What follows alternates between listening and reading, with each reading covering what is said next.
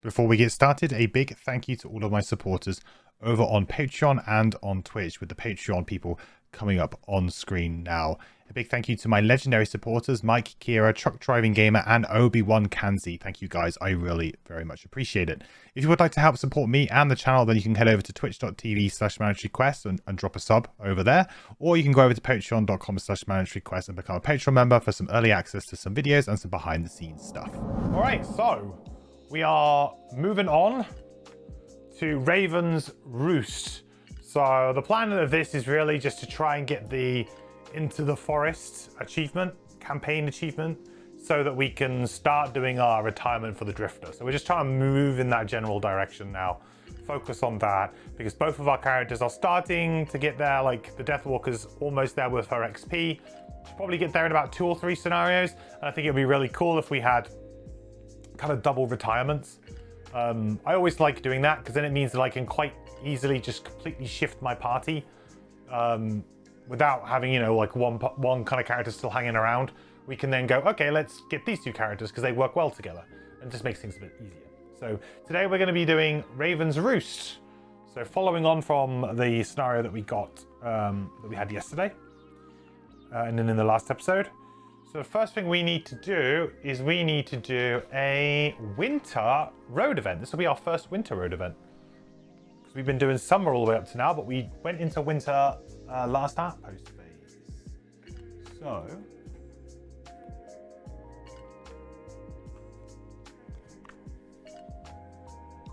one looks interesting. Winter road event 9.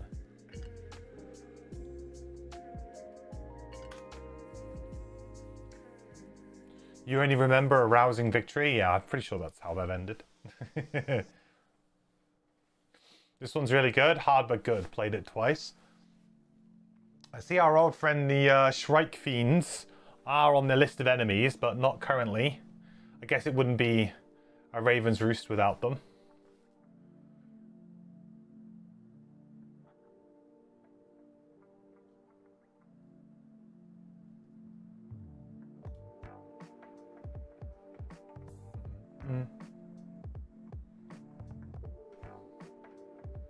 Just you wait. Falcon attack.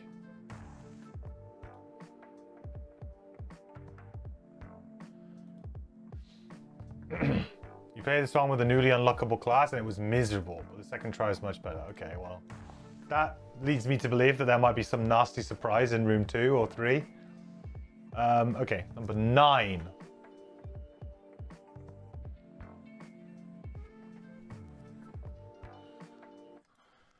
Number 9.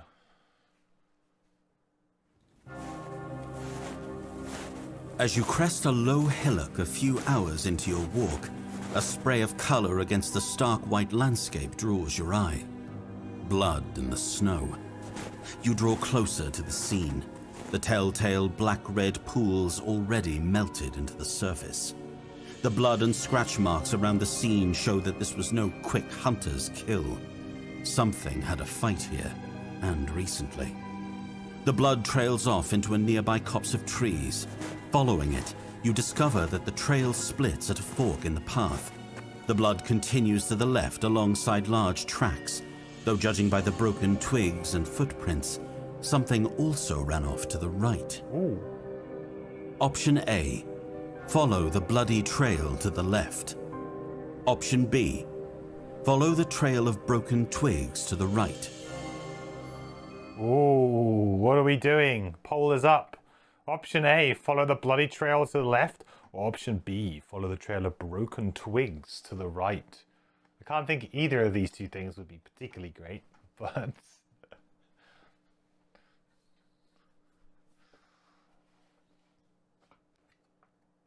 it's a pretty gruesome scene. This one works quite well with like where we are though. Like thematically, we are kind of like walking towards the forest sort of thing. Is there a way to listen to Forteller on your PC using phone? Kind of sucks sometimes. Yes, Capri-Sun, I am currently doing it myself. I'm using an app called BlueStacks. I don't know if there's a way of doing it if you're on iOS, but I'm on Android. BlueStacks allows you to basically spoof an Android environment on your computer. So essentially what I'm doing is I'm running a Android environment on my PC. Is this a tie? Oh god. How do we resolve ties? I resolve the tie.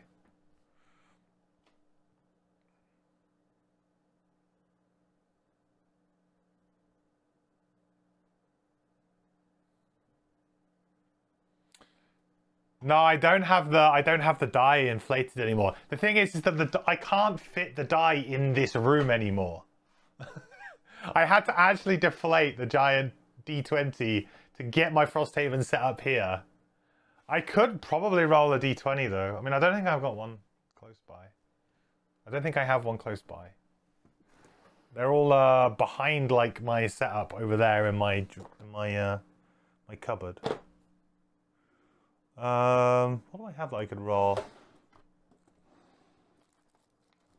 I guess we could roll a virtual D20, huh? That's always fun. Roll a D20. Okay, so odds will be 1. Evens will be B. So odds A, evens B. 6. You can't see it, but it was 6. 6. So that's evens, so B.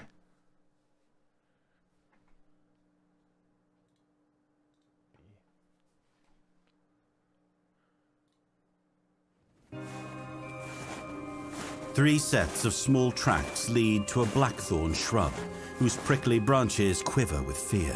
Oh. You part the barbed branches and see 3 little orchids, barely more than toddlers. Their father defended them from a polar bear, they tell you, and commanded them to hide while he drew the bear away. Oh no! Judging by the amount of blood you saw back there, you doubt their father is returning anytime soon.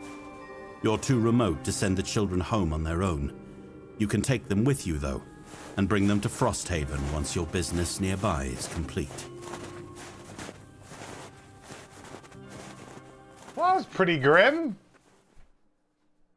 Orphans. That doesn't seem like a nice thing. Oh my god, though. That is insanely good. Potentially very, very good. I mean, I think we would have done well regardless, but if we complete the next scenario, gain 3 morale. 3 morale! Whew. A would have been just as good, because we actually, well, A would have been better technically, because it would have allowed us to have done A and B, but B still gets us the morale. Ooh. I mean, that's really good. We have to win now. Stakes are high. New class unlocked, yeah. Time to reduce the difficulty for the scenario. Yeah. Well, we lost the gamble. We lost the gamble in one last time. Man. Okay. That's... Alright, stakes are really high now. No fails, no fails. We got this, we got this. Gonna have to play absolutely perfect. Oh my word, this is a 2.5 minute foreteller narration for this scenario. 2.5 minutes. All right, let's do it. The fiendish birds that assailed you on the Bone Bridge retreated to a forest after your fight. You're curious about what other strange creatures might be inhabiting the place. And if you get to crush some of the birds that escaped your wrath, all the better. You run over the blowing tundra, sprinting over mounds of hardened dirt and frozen shrub. You follow the bird's path and head into the woods. The radiant forest, a place suffused with divergent energy. You feel it as soon as you enter, a peculiar thinness to the air. Even the ground is odd, uneven, so it feels like you're walking atop a wide, wobbling table. By its name, you had assumed these woods were simply of trees that somehow gained a footing in this barren place. But now that you're here, you can see that they are born of the same madness as everything else. Beyond the wind and the trees, strange lights flicker here as well, dancing in and out of the shadows. At first, you take them for torchflies, except the tiny orbs follow you, curious almost, their multicolored glows peppering the trees with iridescent hues. And yet, the strangest thing by far is the air. It's warm. The trees, though situated only a short hike away from the frozen coast, are completely free of snow. And the deeper you hike, the warmer it gets. The air becoming muggy and sulphurous, as if you've just been transported to some hunting ground far across the mountains to the south. It's distracting, so much so that you almost don't notice the voice calling to you. Oh, great warriors, come to find us, they are here. Sneaking through our trees.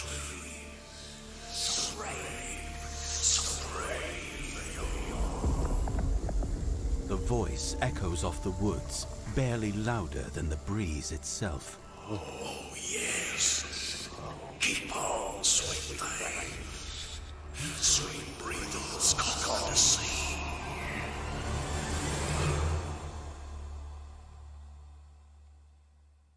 Ugh. That's kind of creepy, though. We didn't lure to our death or something.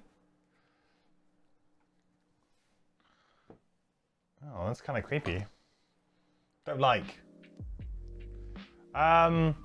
Raven's Roost. Special rules. At the start of each round, place one numbered token on each frozen corpse. If a frozen corpse suffers damage, remove its numbered token. At the end of each round, each frozen corpse with a numbered token is replaced by an elite Shrike Fiend with no damage or conditions.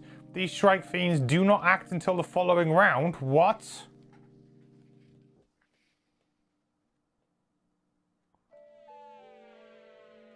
Uh-oh.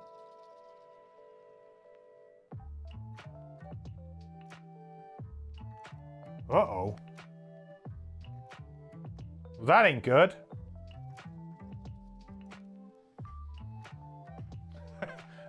Rip orphans. It's not a nice thing to say.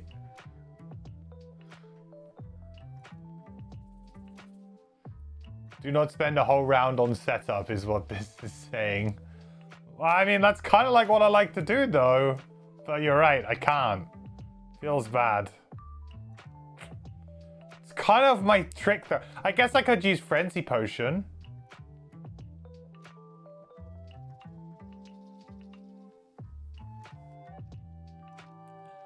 Scenario goal. The scenario is complete when the Raven's Nest is destroyed. At the end of that round, 359 points. So we obviously don't have the Raven's Nest yet. There is a trap. A trap that we can't really interact with, unfortunately. Don't have any characters to really do it. And also as a scenario effect, each character gains wound. So our Deathwalker will have wound. We ignore negative scenario effects on our Drifter. Okay. Well, battle goals then. Battle goals for the Drifter. Let's do it. We'll face 3 elite Shrike Fiends. I'm sure it'll be fine. Yeah, I mean, I don't think that's that much of a problem, right?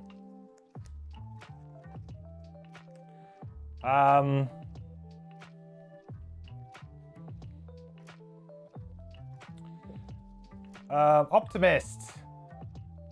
Remove a negative condition from yourself or an ally 2 or more times. I think we'll probably be able to do that. Right? Do these guys apply poison or something, if I remember rightly? Am I right in thinking that? I can't remember. Acrobat. Lose a card suffering 5 or more damage. That's fairly within our sort of means. Straggler. Never short rest. Unlikely. Yeah, brittle. Oh, there's no imps in this scenario, though. Oh, there's harrowers, though. Harrowers. Do they apply anything? Or are they just like, they're just big old retaliate and machines, aren't they?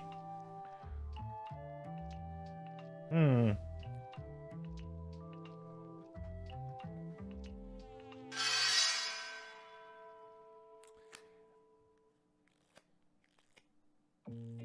I think probably Acrobat's the easiest one here. Is this for the Drifter? Yes. I think probably Acrobat. I don't know whether or not there's more than one negative condition, like, in the game. I don't know if these guys actually even apply it.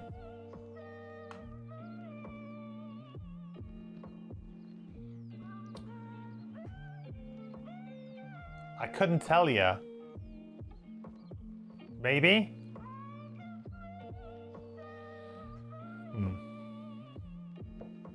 Globemaster, thank you so much for the Prime sub. Thank you so much for using your Bezos bucks here, buddy. Welcome to Adventure in Pie. Thank you so much for the support. Good to enjoying the stream, and thank you. It means a lot. In this case, I would want the wound from the scenario condition. Yeah, I guess. Oh yeah, I suppose that's one, right? Yeah, that's true. But I have to remove it from... I would have to actually, like, use a heal on the Deathwalker, which is maybe not, like, how I usually like to play. Hey, Myth. Harrow's have a card that poisons, maybe? Maybe we'll take Optimist then, and we'll see what we can do. I'm not massively, like, that bothered about trying to do battle goals now, right? Because we're kind of sort of on our way out. It should be good.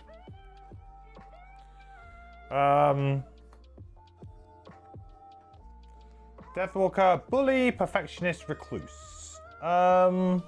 Bully, kill an enemy that has 2 or more negative conditions. This we can probably do quite easily, actually. Perfectionist, end the scenario with your hit point value equal to your maximum hit point value. That's never going to happen, so that one's gone. Never end your turn adjacent to any other character. No, I think we could go for Bully.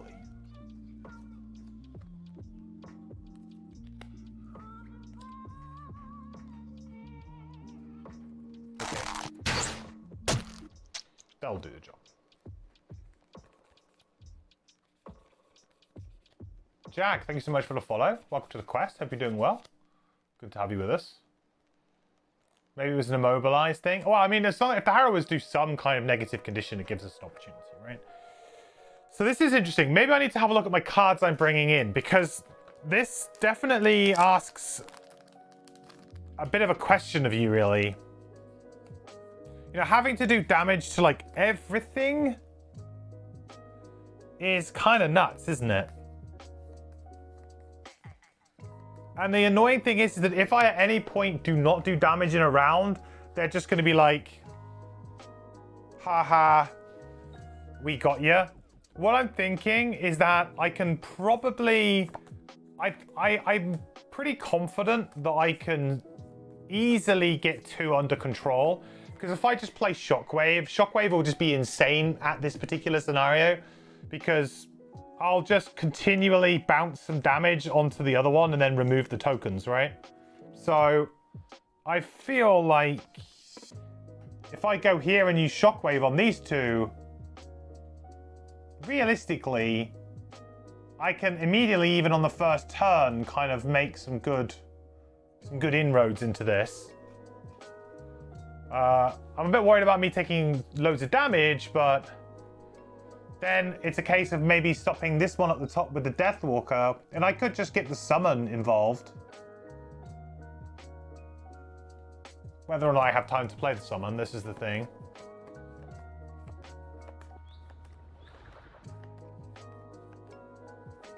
Priority 1 is wound the enemies. Oh, that's a good point. Wound is actually nuts in this scenario, isn't it? But is it... I don't want to go too hard too soon with the old wound. I do have a couple of wound cards, don't I?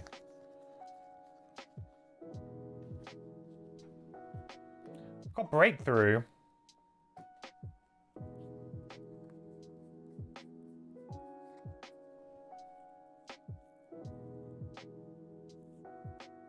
I think I have like a very good start to this. I'd have to use my Frenzy Potion on the first turn, but I felt like it'd be worth it. Then I just need to figure out what I'm going to do. Maybe I don't need to bring in anything else. Like, I was really tempted to bring in something like... even bringing in something like Destructive Fury, a card that I don't think is particularly great, but... being able to just attack 3 things for 3, stop them from transforming, could be really big. The problem that I'm going to have is, can I reliably do damage every single round to like all three?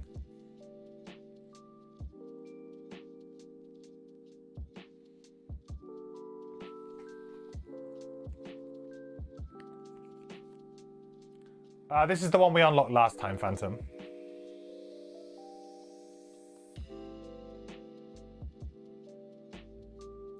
I would also guess that maybe something like Relentless might actually be quite good because it works in a similar fashion. Relentless will just mean that I don't necessarily have to attack that enemy, but the act of that enemy attacking me will cause it to take damage, so therefore the tokens will drop off. So like the bottom of Relentless also looks like it could be quite good.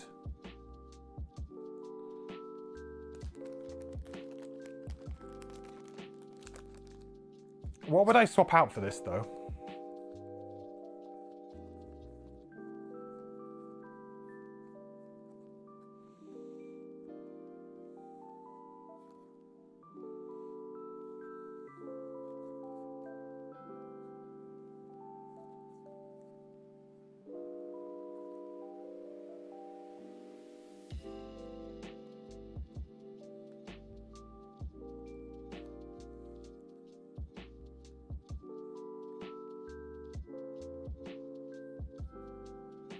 Okay, so how am I going to do this token system? I'm going to have to figure that one out, aren't I, really? Like how, is there like a special thing I can click on them here and maybe give them a token? Like, what? Like this?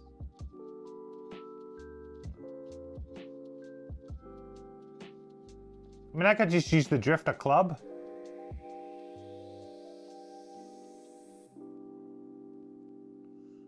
You have been clubbed.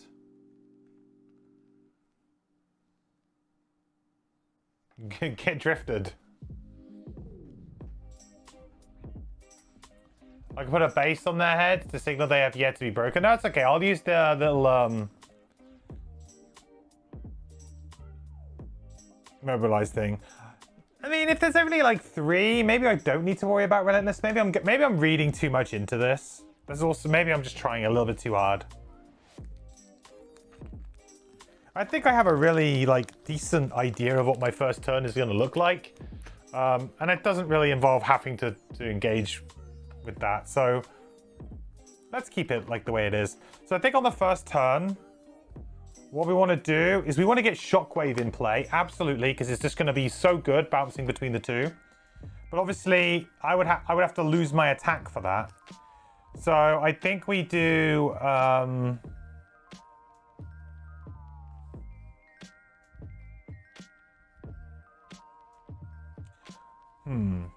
Well, I guess what I could do is I could just do Fierce Barrage, but that feels like a bit of a waste. Then next turn, play Shockwave plus something.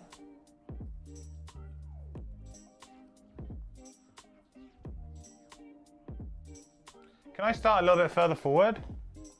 No. Dang it.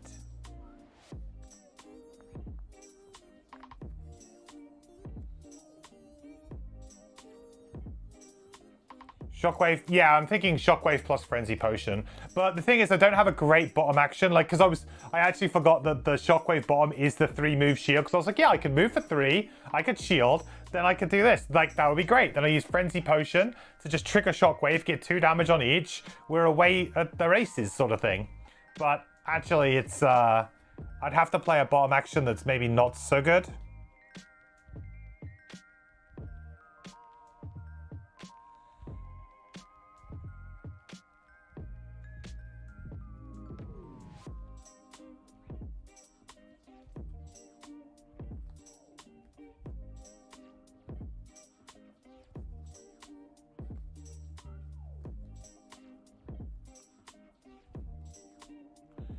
I mean, I guess it kind of is what it is. I think it's still a good line. The problem with it is, though, is that maybe I end up taking a bunch of damage. Like, what's their movement? 2.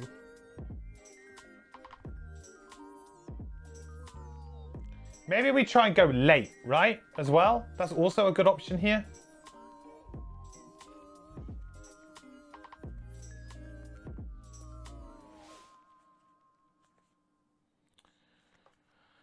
40 is like the latest I can go that isn't just like a default move 2 and that would potentially suck.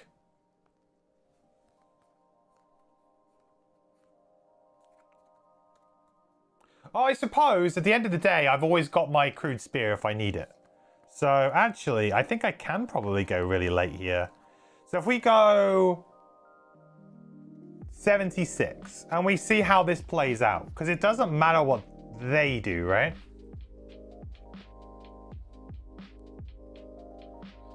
This song coming on made me think I was going to say that. I was like, short stream, guys. Short stream.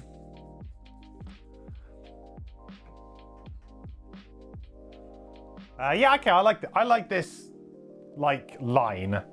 It's hopefully they only do like a move 2, and then that gives us enough time. So the Deathwalker's job is to just go up here and basically do some damage to this thing up here.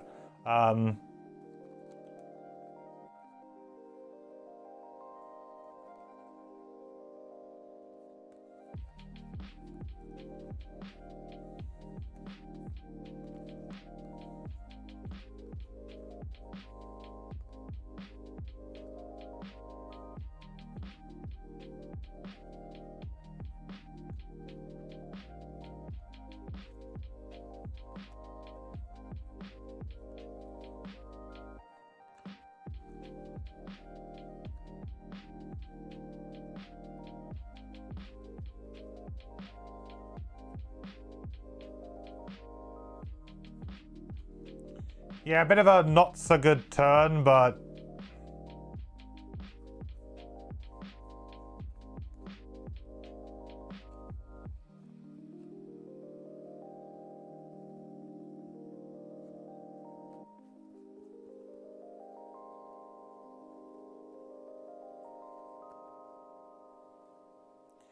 yeah, I think we're just gonna kind of do a little bit of a not so amazing turn on both of these characters, but ultimately this could end up being clutch. So honestly, for the Deathwalker, I just want to move and make dark and potentially just do a default attack 2 here. This is a little bit more risky, of course, because if they don't move, I don't think I can get over there. So I will end up with 1 Elite Shrike Fiend. So it's kind of like if they don't move at least 1, then we might be in trouble. The only thing is I don't think I can go really super late. Or the other option is I play like a really... I play it safe, go on 28, and instead play like a ranged attack against him.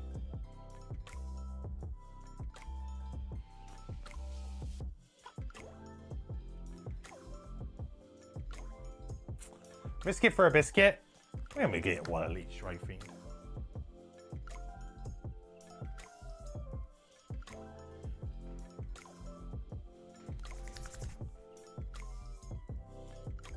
Hello, what? Okay. Put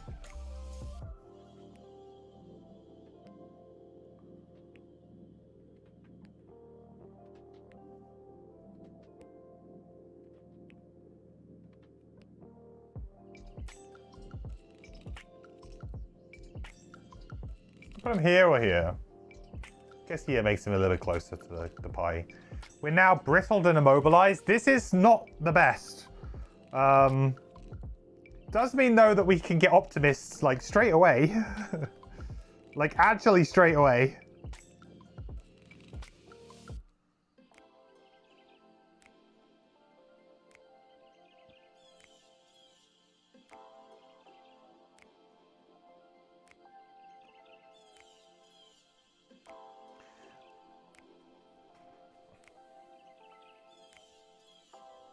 At least wounds removes brittle, yeah. Okay, so Drifter first.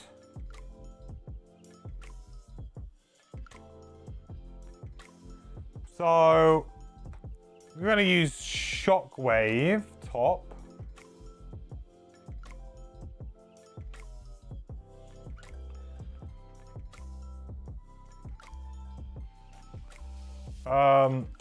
And I mean, I could use Sustained Momentum bottom here to just get some free moves. What do we think?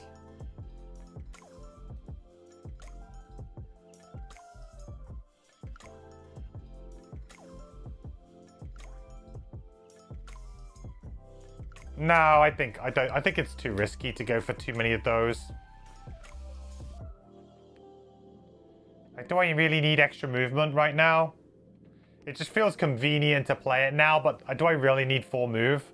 I don't think so. Like, if this is a hard scenario, I shouldn't be, like, just burning cards because it feels relatively efficient at the time.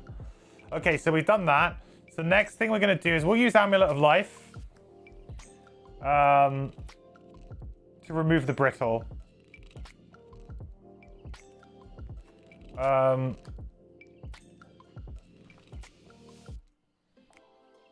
We'll use Frenzy Potion here to do a default attack 2, and we'll do it against number 1. Why not here? So I do an attack of 2. So 1. So that's 1 damage to number 1. Removing this, and then we get a shockwave trigger onto number 6. We will take 2, and that will also remove this. And we gain an XP. And Frenzy Potion is burnt. It is gone away.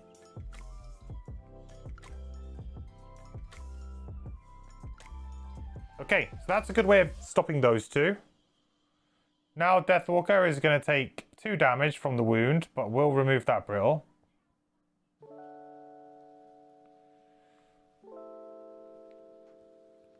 And then... Oh, shoot, because I can't move, I can't make dark. That's huge. That's actually really, really bad for me.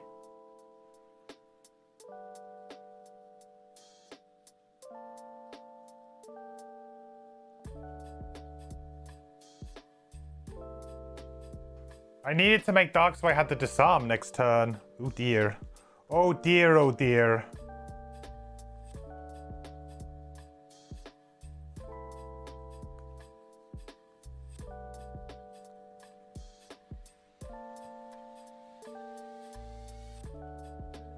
Yeah, now I can't make the dark because I can't move. And I have no shadows to consume or anything. So I think I'm just going to use Ritual Sacrifice as an attack 3 on the top.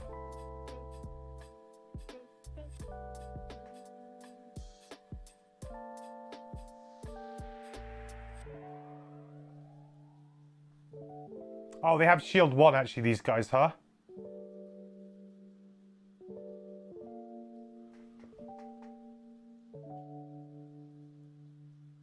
Oh, hang on. Does that mean that I didn't get the damage onto this guy and so he's going to change? Whoa, hang on. That's actually a big deal. I didn't think about that at all. The shield 1 drawing the -1 meant that he doesn't take any damage, right? And it's only if they suffer damage they remove the token. So I am going to have an elite. There's no way I can get around that now.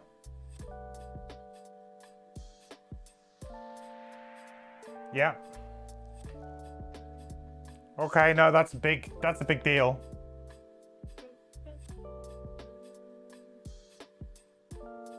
Shoot. Well, number 2 is taking... Why'd they have to give them shield 1? That is shield 1, right?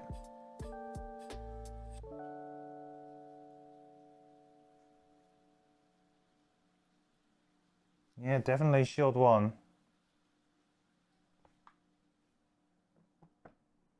Well, it is what it is. We tried. I guess we got unlucky.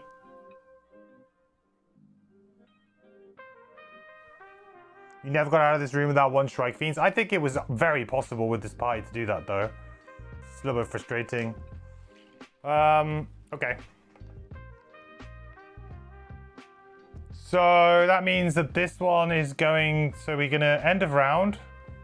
Go to the next round. So that means that this dies. Right? It dies at the end of the round.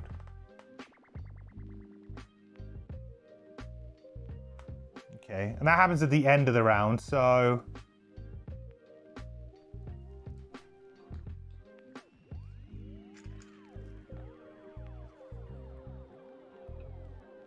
At least they're next to each other. Like, I can probably deal with it this way.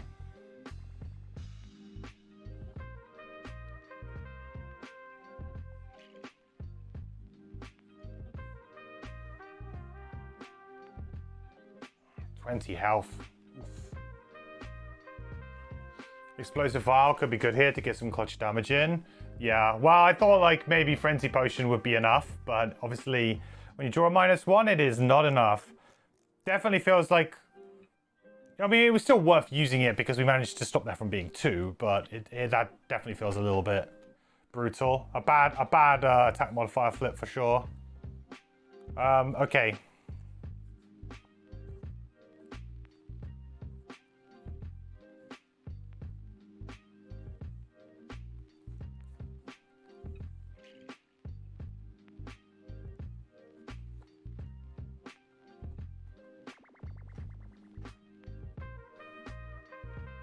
I'm just very worried about my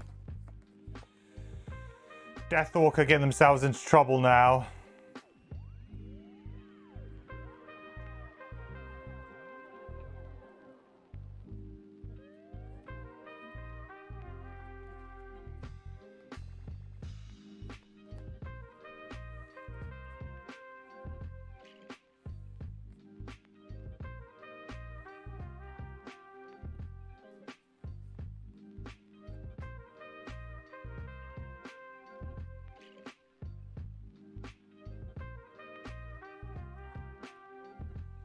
Guess we do Fleeting Dusk. Hey, Silver Metal Tavern. How's it going, buddy? Good to see you.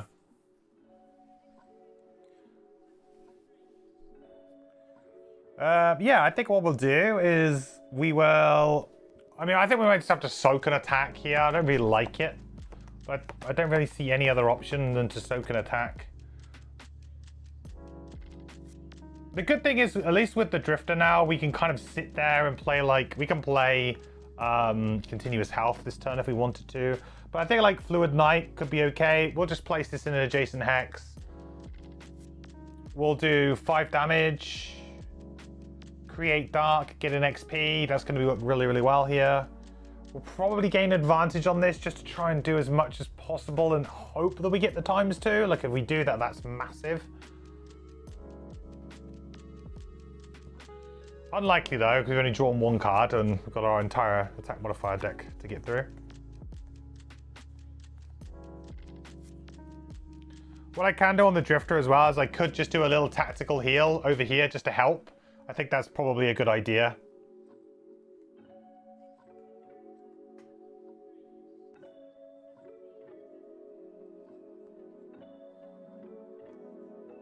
I'm gonna have to use like 2 charges of Shockwave here. Well, actually, I don't necessarily need to. I think I will, though.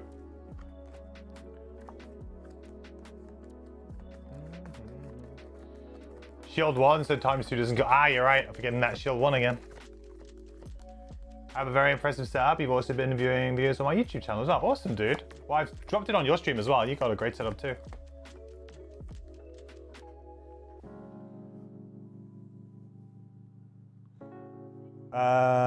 Heal to range 3. Let's go for that. I think it's fine. Ugh. We're gonna have to just tank some hits for a little while. I don't love it, but I don't have much choice. That's fine. That's not a problem. Strike Fiend's not a problem either, really. In fact, actually, creating Dark would have been helpful, but I'm making my own Dark now. Alright, first up, let's do a heal 2, range 3, and let's heal our Deathwalker. It's just a nice thing to do.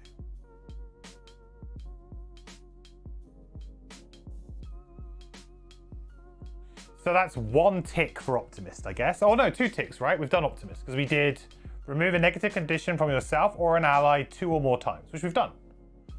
We removed Brittle from ourselves, and we removed Wound now from Deathwalker. So that's our battle goal done, at least. That's nice.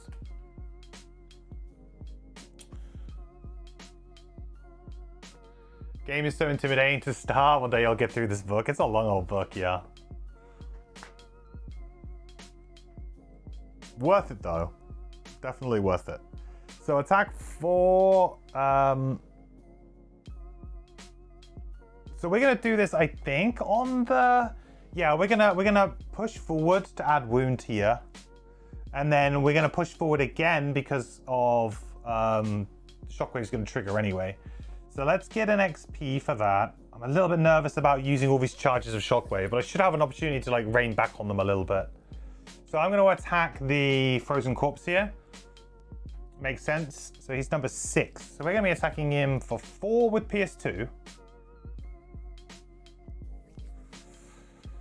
Ugh, not good. Not good draws to start this one off. So that's 3 damage.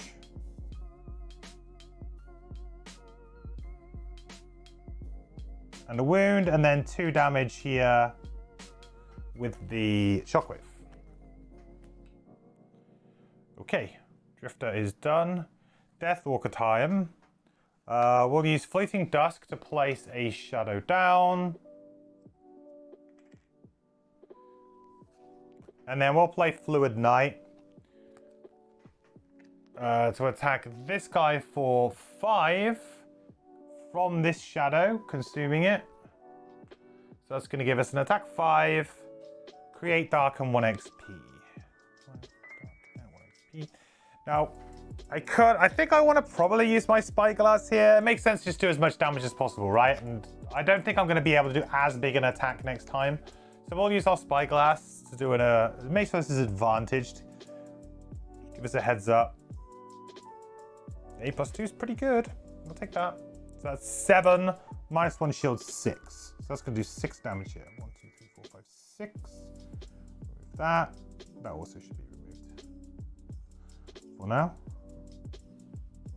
Okay. Good. It's an okay start. So number 2 is going to stay where it is. There's no pattern here to be able to do this AoE, so they're not going to move around. Fiend is creating dark for me now. Nice. Yeah, I was making dark myself this round though, unfortunately, so it's kind of like, eh. But yeah, could have done with that last round.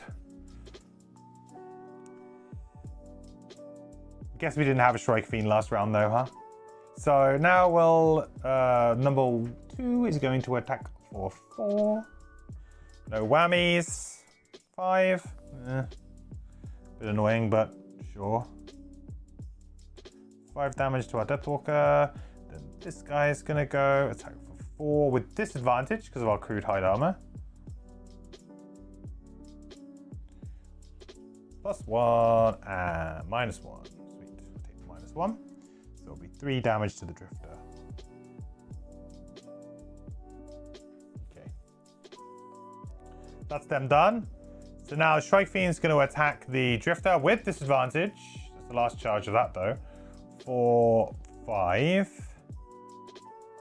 +1 or -1. -1, so 4 damage to the Drifter.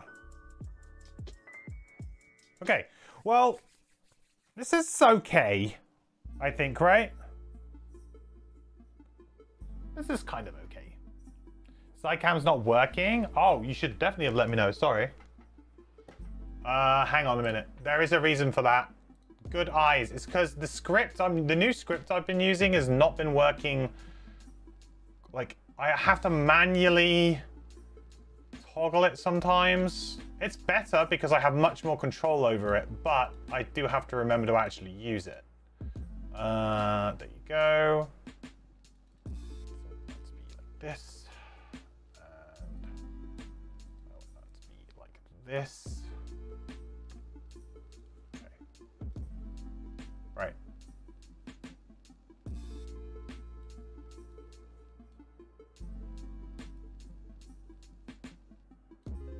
Okay, that should be working again now.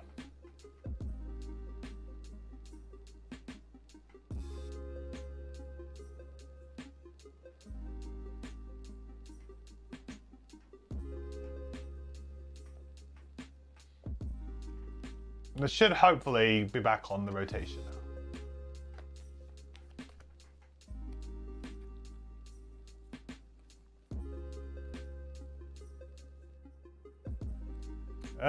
So we can do dominate, which is quite nice. For health though. I feel like Forceful Spirits is the way to go on this next turn. Forceful Spirits just seems like a really good one. Hey, there we go. Now it's working. Good. It's back.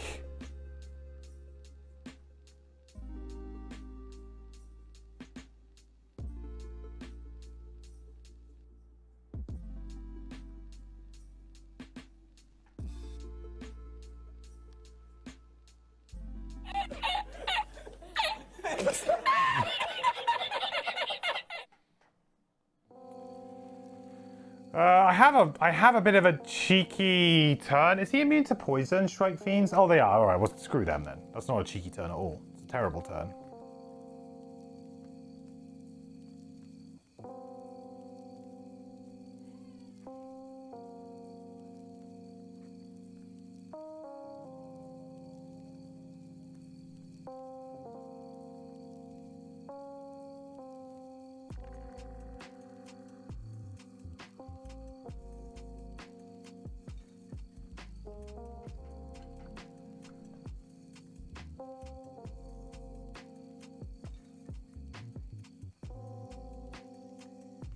Maybe I hope that 24 is early enough initiative here. Kinda hope so.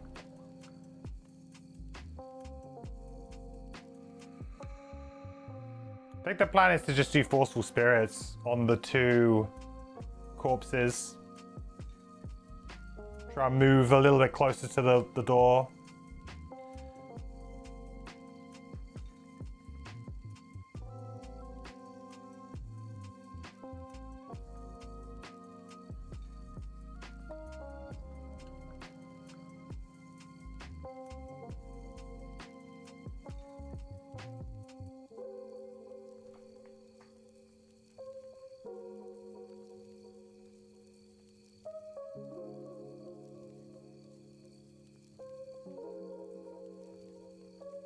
Don't have a great turn on my Drifter right now, though. Not one that's like obvious, really. I guess I could spend the turn getting Crushing Weight up. I mean, it wouldn't be the end of the world, because I'm going to be doing 2 damage to them both with the Deathwalkers, so it feels kind of like, eh. You know?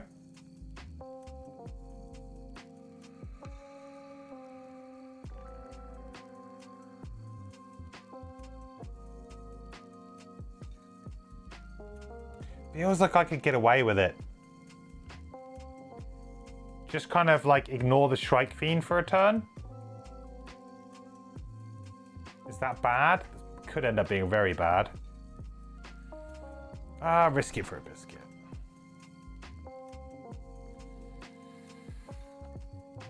Okay. Yeah, this is fine. I think we can get away with this now.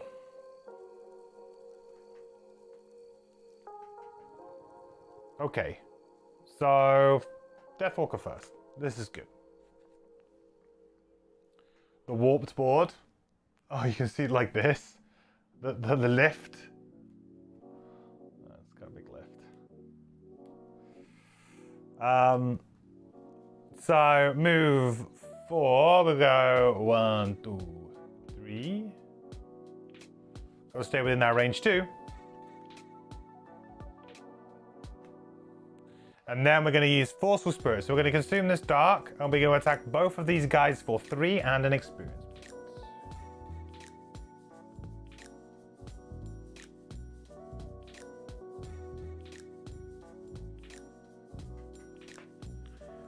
So number 2 first, attacking for 3. Should I use my Muscle Potion? I feel like I probably shouldn't use my Muscle Potion quite yet. I've got so many other really good cards to use with it. I could use my net though. So I could use Weighted Net here to maybe just use it on number 2, just in case I miss. Or I don't do enough, right?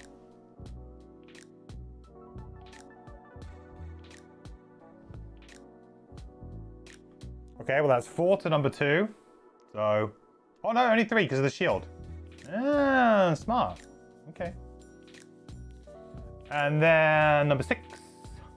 Keep forgetting about these damn shields that they have. +1, so 4 with the shield 3. It's a little bit greedy, because I am about to be hit for 5.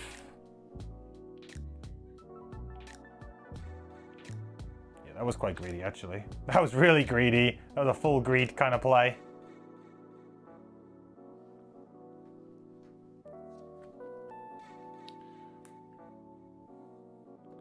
So this guy can't move, so he's not going to do anything.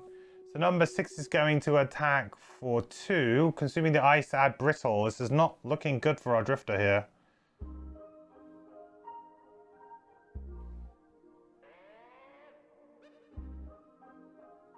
-1, so it's going to be 1 damage in brittle.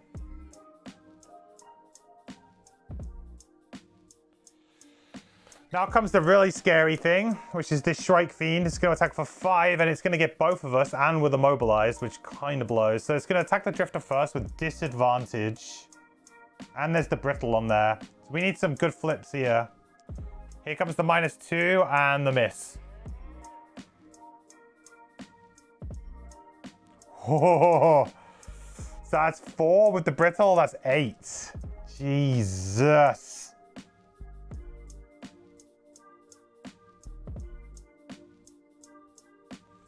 It means the ×2 still on the table, though. I mean, in that situation, I maybe should just burn a card, but I am about to kind of gain a bunch of health back with continuous health, so I don't know, maybe I'll be okay. Then we're also going to attack the Deathwalker. 4, 5. Also could have been quite scary.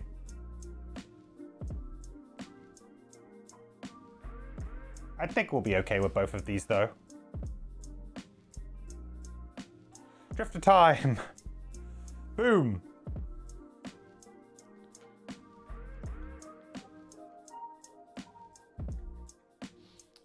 Six-point damage difference there on the disadvantage. Yeah, 6 points and, well, burn or non-burn, really, right? I think we're going to use the renewing potion. I just need to get myself back in the game here to renew my Amulet of Life and my Crude Hide Armor. Good idea.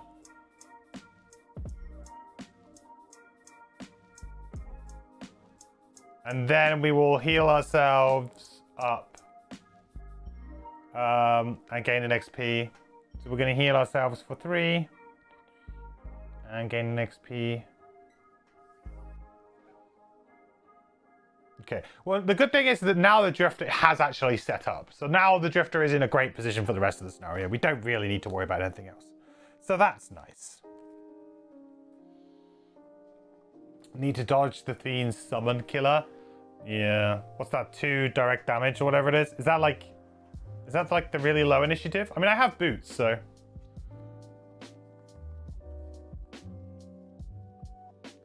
I think I might be okay. We didn't make dark, right? No.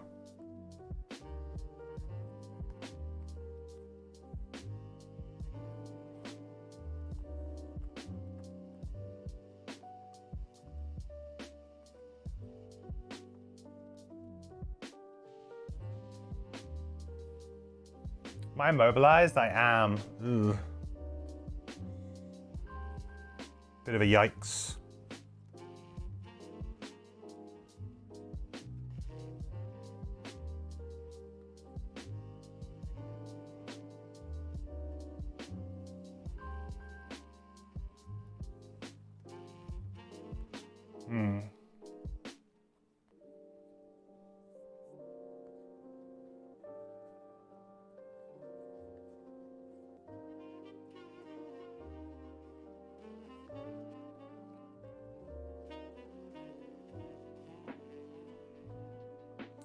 Yeah, this round's going to be kind of funky, I think. We could go like 29, and then we can maybe drop it to 19, but that doesn't beat the Shrike Fiend. Maybe I should have Stamina Potioned? Maybe I should have Stamina Potioned at some point. Actually, no, I couldn't do anything else. Anyway, because of the Immobilize, it kind of screws me, so I think I just kind of have to accept the hand that I've been dealt here.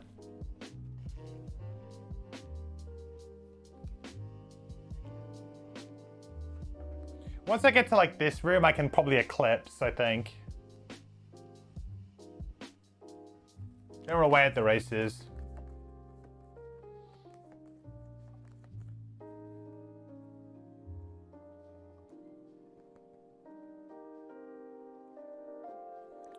Drifter then, what are you doing? Drifter is, you gotta heal yourself, that's for sure, buddy. You know that needs to happen.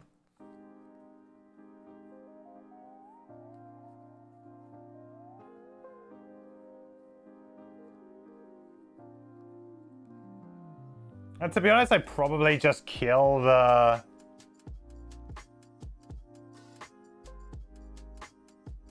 guy on 2 health.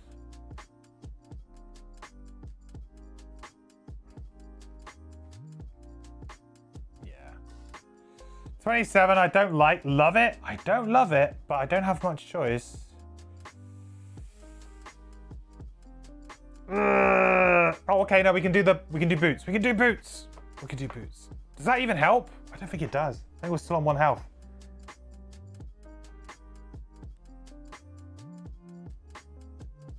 I don't think it's actually even going to help, really. Target 3 is just really, really brutal.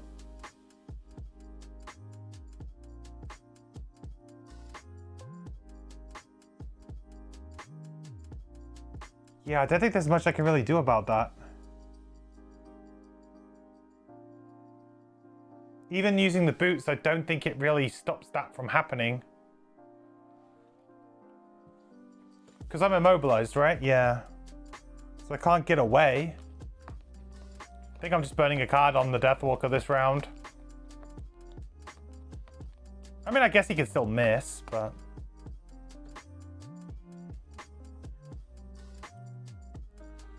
so, yeah, we'll just have to stay how it is, I think. So we'll do Fortitude. So we're going to attack the Shrike Fiend for 5 with Crushing Weight. Gains us an XP. 5.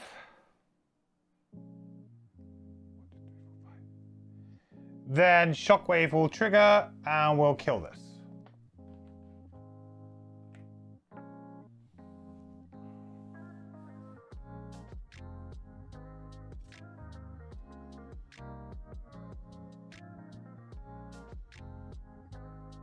Okay. Then I will move 2, and I guess I'll just move on to the loot. Why not? Heal myself for 2, which will be 4 because of continuous health. So we'll heal ourselves 4. And then we get that loot. The good thing about this is it does at least kind of put him into a disadvantaged, almost a disadvantaged position, but he will drop back, I guess. Move 2. The deck has random item chance. It does have random item chance. That's kind of cool. Well, here we go. We're going to hit it. First time, right?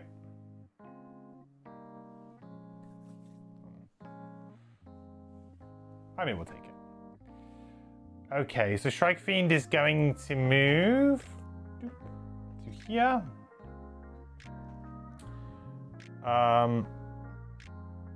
So it's going to attack the Drifter first. With disadvantage. Oof. That kind of blows. How far into the deck are they? There's 11 cards. Well, maybe it'll just help us dig. It's gonna help us dig. So that's 5. 5 damage to the Drifter. Is that immobilized too? No, no immobilized this time. Then onto the Deathwalker. 1 in 9. Yeah.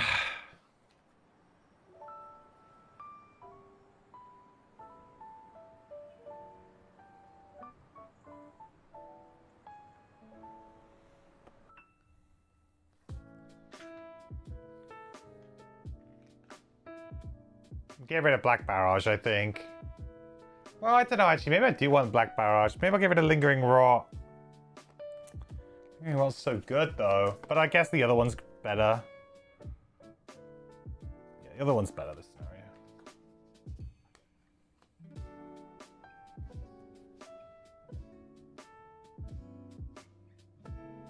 Okay, Deathwalker time.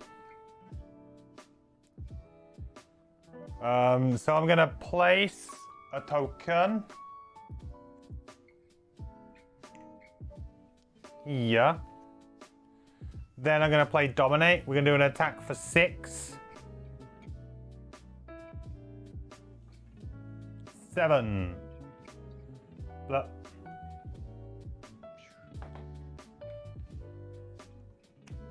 And an XP.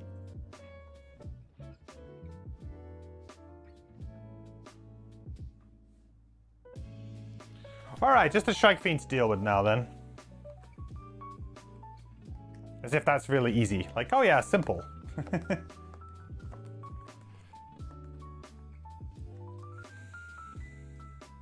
A miss here would be bad. Yeah, that would be quite bad.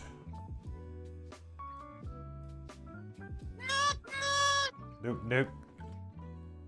Hey, Avalani. How's it going? So what's this guy on? 13?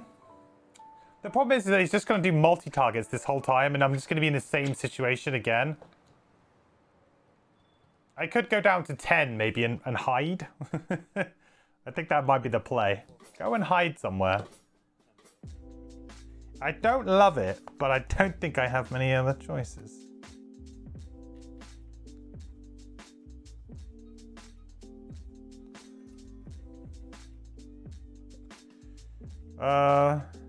Yeah. Okay, 23 on the Drifter. And I think 20 on the Deathwalker. Yeah.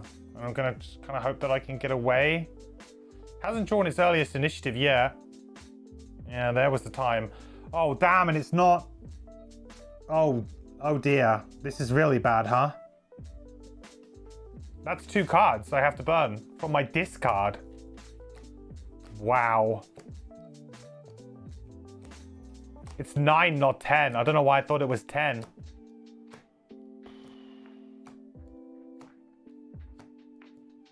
Punished. That's it. I think, well, if we lose 2 cards from our discard, that's 3 cards in the first cycle. That's GG. We almost may as well restart the scenario. Because there's no coming back from that. Really. There's no coming back from that.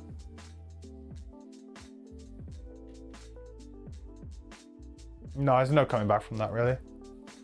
Sorry, orphans. Sorry, orchid orphans. But, like, I don't really know how I would come back from that. How would I come back from that? Like, with just really, really slow play. I only need to kill the Raven's Nest.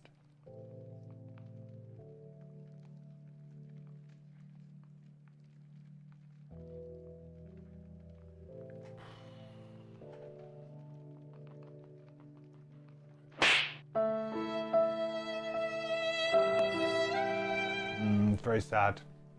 They also have a 10. Oh, okay, maybe I'm getting confused with that one then. They have a 9 and a 10, huh?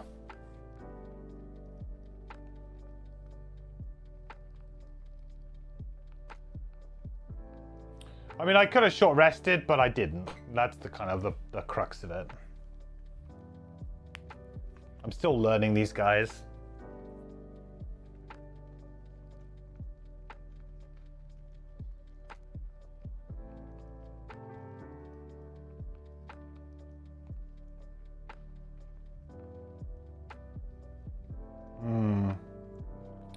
Well, I guess we push on and just see like what the next room is like to at least gain future knowledge for what's going to happen in the next room, maybe.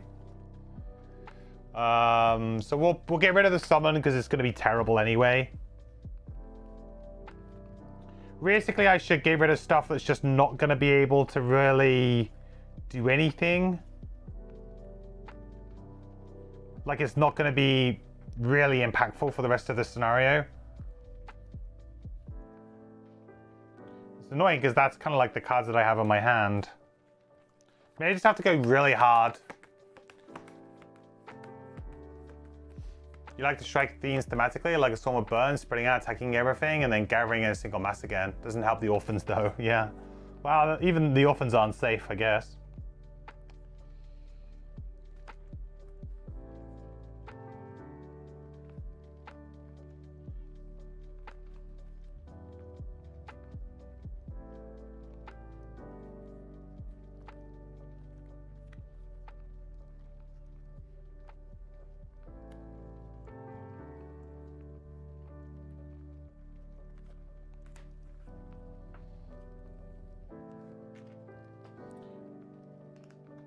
The plan might be just have to play super aggressive.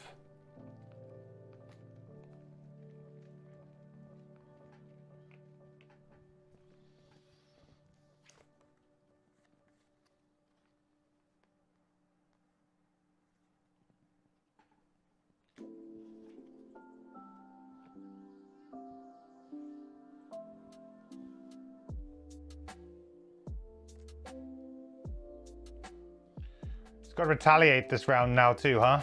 Which means that my drifter's in a bad position to be able to attack as well.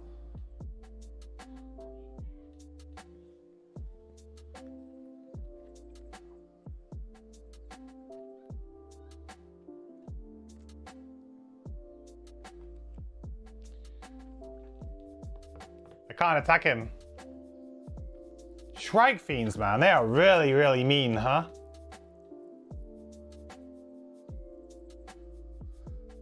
I can't attack him. No way.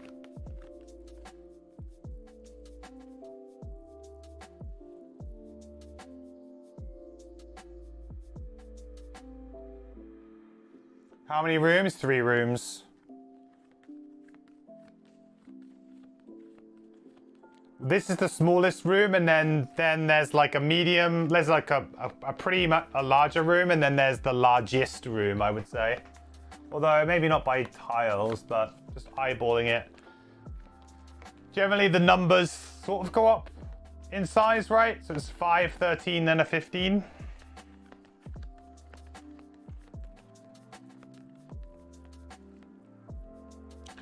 Well, yeah, I mean, I can move close and just get a token back.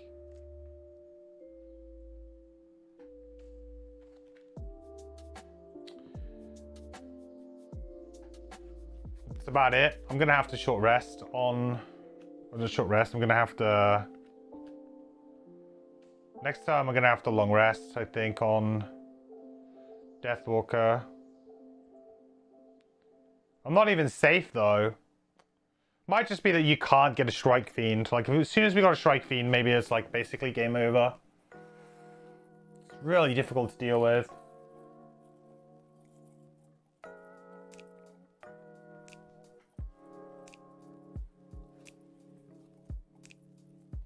Maybe I should have used a stamina potion on the drifter there. Might have been a good idea.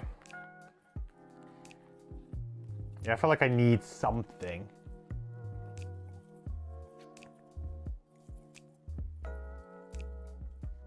Yeah, I think I'm going to.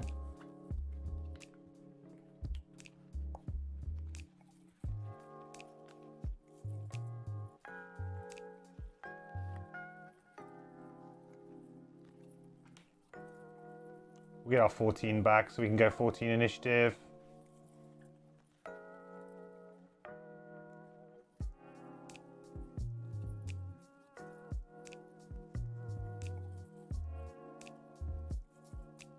Oh boy, that's fun. Oh, that's... Jesus, it's countered me again. It's completely countered me again. Because now I have to move, so I can't heal.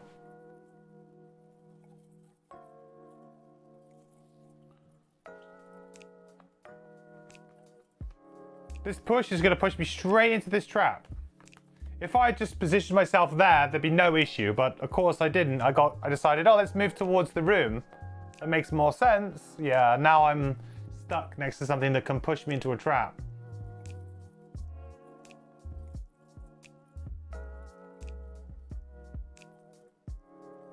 Isn't it my choice? Oh, what, with the oh yeah, I guess I'm getting confused with digital, because digital would just kind of randomly do it for you, I guess. Yeah, true, there is ambiguity there. I guess I could just say it pushes me back to the right.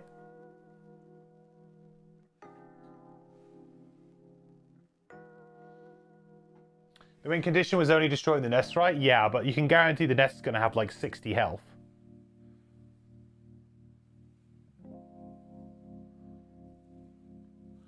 Yeah, if I can choose ambiguity here, then I would obviously... I'm okay. I guess it would be ambiguous because I could go here or here. However, in order to maximize the 2 push, it would have to go this way.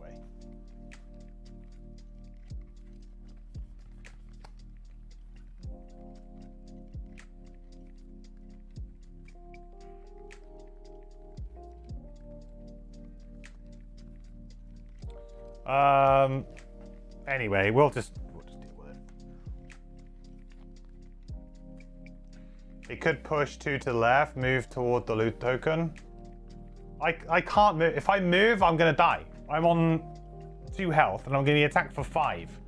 I need to heal, and the heal is a bottom action, so I can't move.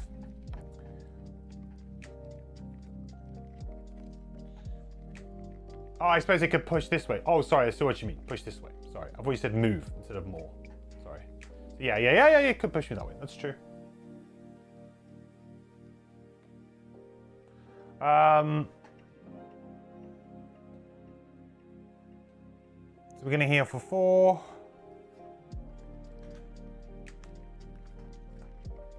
I'm just used to digital always just basically screwing me with that. We'll attack for 3, 4, 5. Come on, Drifter. 6. I believe.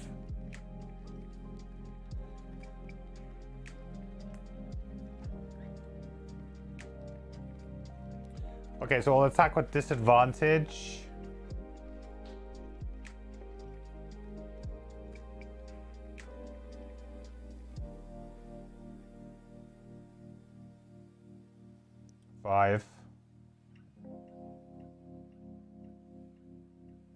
Then push 2, and then I guess we can, yeah, I mean, it's either going to push me like, or I could choose it to push me this way and only 1.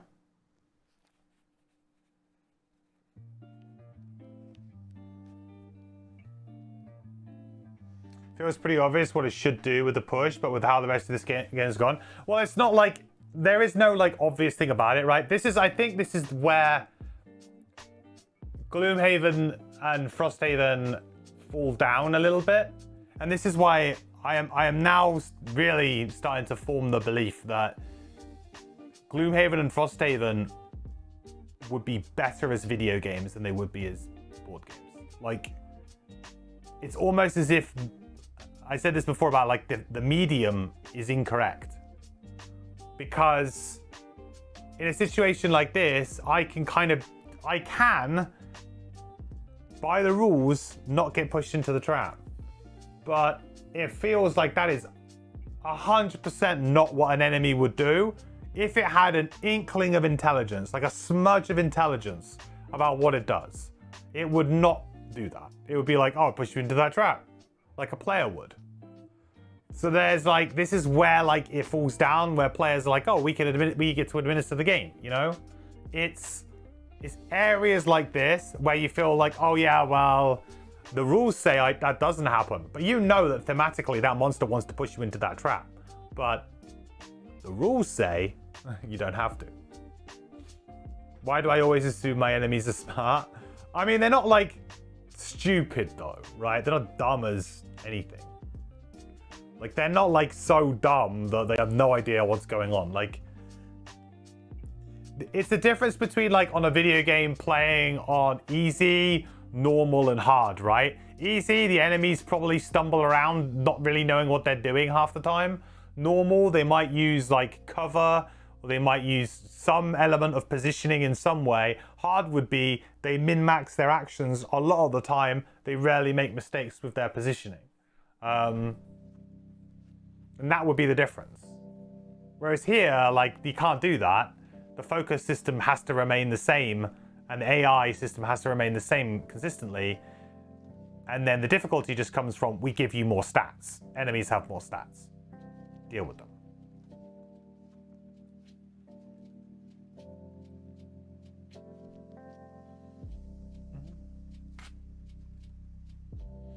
Although you don't think they should be video games because of this, well, yeah. I think it's becoming clearer and clearer to me. Like, with every session of Frosthaven that I play, that, like, I really enjoy the game, but the game is just like, that is not the best medium. Like, it's just not. Like, I love everything that the game does. I just wish I could do it quicker.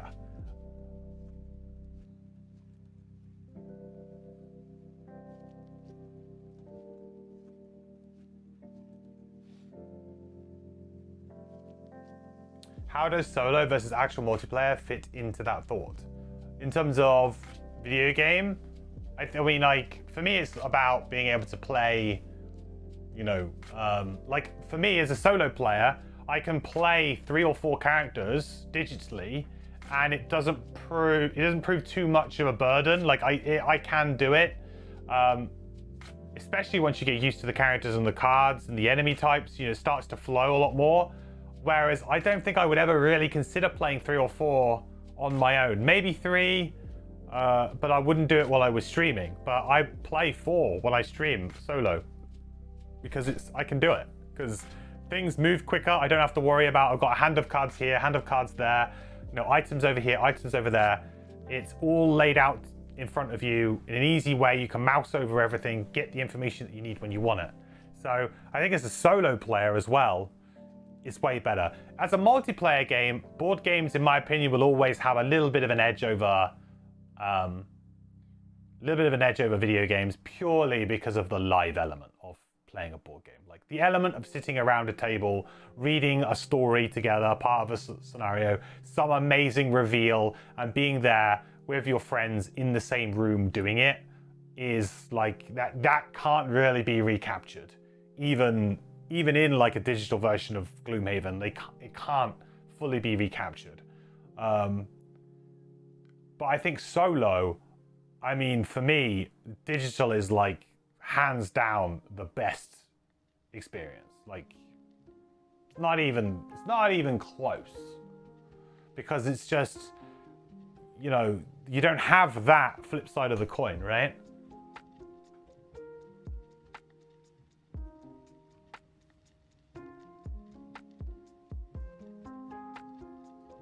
If solo, you do agree you'll play digital instead of physical. You can't see yourself solo physical Gloomhaven, Frosthaven. Yeah, like me either, really. Like I mean, like let's put it this way: if Frosthaven and Frosthaven Digital launched at the same time, would I be playing Frosthaven physical? No, I wouldn't be. If they both launched at the same time and they both offered the same experience, like they were both the full-fleshed campaign, so you could play it the same, they were like for like in terms of the game that they were offering, would I be playing physical? Absolutely not. I'm playing physical because it's the only way that I can play at the moment. But as soon as there's a digital version of Frosthaven, I will probably not be playing this copy again. And that's just how it is, because there's no reason for me. The only time would be as if maybe a group of my friends decide they really want to play a Frosthaven campaign, then maybe at that point I would bring it back out, but there would be no other thing. It's just, and I do wonder, like, is this the right medium for this game now? The more I've played it. Whereas, you know, I've played like Terraforming Mars Digital, and although I like Terraforming Mars Digital, I think it's a pretty good implementation. Do I prefer it over the physical? Actually, no, I don't prefer it over the physical. Because the physical, I really like having the cards in my hand, you know, shuffling them in my hand, flicking through them, drafting with people around the table. Like, the AI sucks. So I want to play like a game against people who have a brain. So, you know, I don't feel like that could ever do it. Whereas I feel like I mean, because Gloomhaven, because it's a cooperative game, you don't have that unknown element of another player, you know, in a way.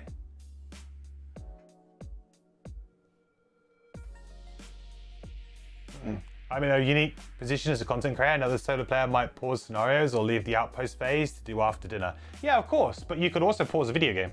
Like, and also a video game probably doesn't cost $250. Like, I know that I am in a position where, for me personally, it would be a lot easier in many ways. Not just playing the game, but also in being able to film videos, you know, all of that stuff. It would be way easier. So yeah, no, I appreciate that. I do have a different perspective. But I also feel like, you know, not everybody has the table space to be able to play Frosthaven. Not everybody can leave it set up overnight or in a different place, you know? Like there are lots of little things that kind of almost hinder the physical game. You know, oh, you've got to get your friends together for a whole game night.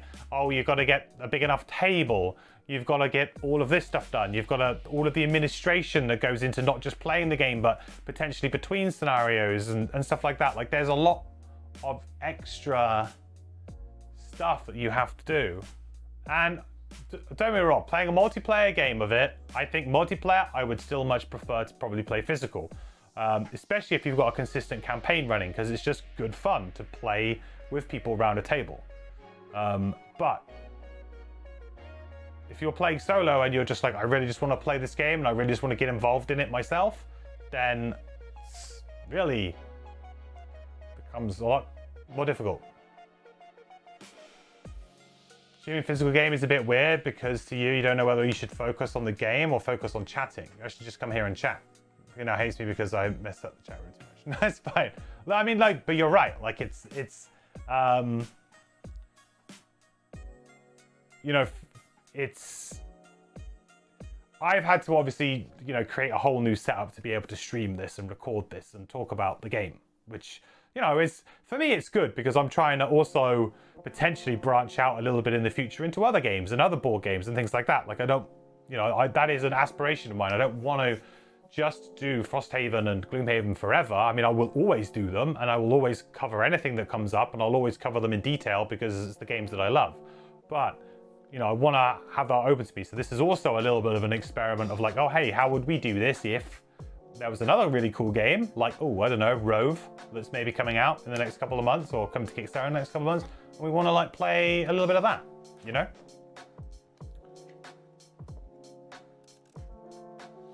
You love the hobby aspects of it, painting miniatures, building terrain. That's a really good point. That's something that I don't really engage in, but that's absolutely a reason why a lot of people like to own the physical version of something because they enjoy kind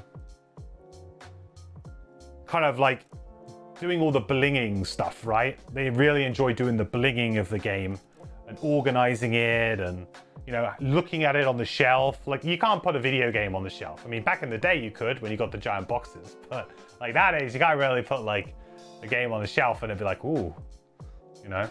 So, no, there's definitely something to that too. And I don't engage in that part of it. You know, I'm very much about just, I want to play the game. But that's a great point.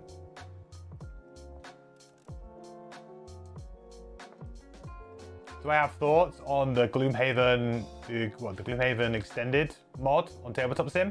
My thoughts on it is that I don't like Tabletop Sim. So for me, that mod basically, it kind of, for me, Tabletop Sim is never like the ideal solution to pretty much anything. Like Tabletop Simulator is always a concession that people make to be able to play something that they really want to play, like that just isn't available elsewhere in some other way. So for me, I just like Tabletop Sim for me is clunky.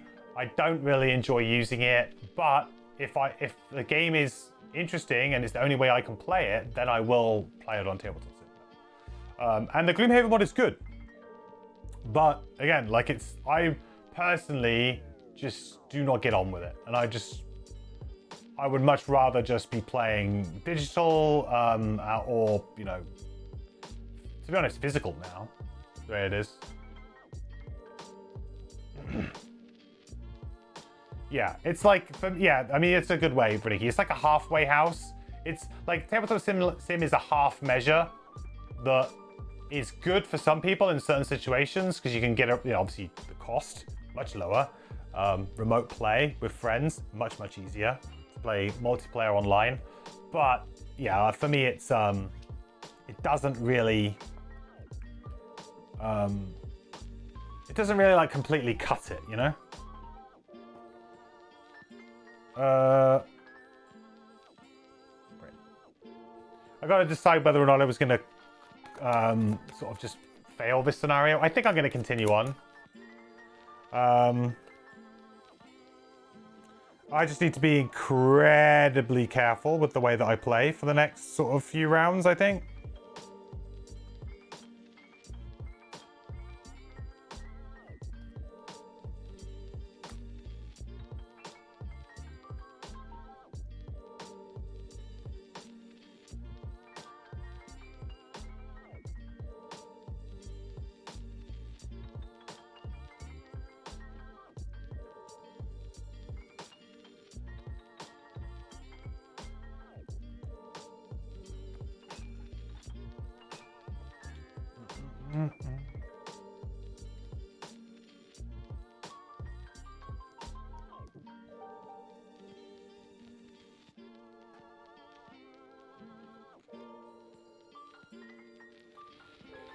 This Stripe Fiend just needs to die, huh?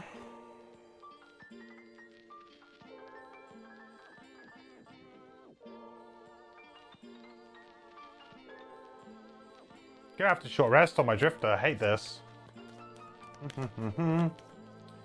You got very used to the quirks of TTS, and you prefer getting to rule ambiguity versus digital. Having it ruled would definitely get my point of view. Yeah, no, that's a good point. Like it is a game that you can get very, very good at it. Like I watch Gripe. You know, Gripe doesn't stream as much anymore, and you know, now he's part of the Frosthaven and Gloomhaven team. You know, he's part of Cephalfair. He was very good at it. Like he flied around that thing. He knew exactly like where to go and how to work it. And I was always in awe of him doing that, because for me it's just like I couldn't do that. Yeah, if you get good with Tabletop Simulator, you can absolutely like fly around it and get around some of the annoyances that I have, for sure. Sustain momentum, that's okay. Get rid of that. Just feel like I'm constantly on the back foot to this Shrike Fiend. He is a very, very, very nasty enemy for sure. Like, actually just horrible.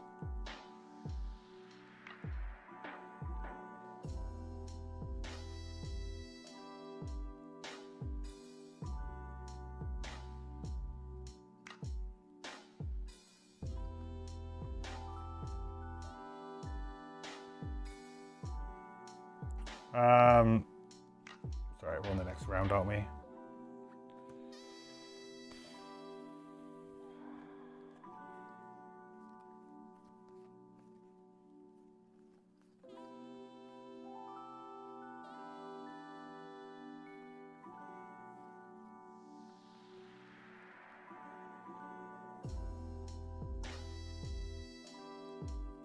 Me realizing that I don't have any moves. Uh-oh.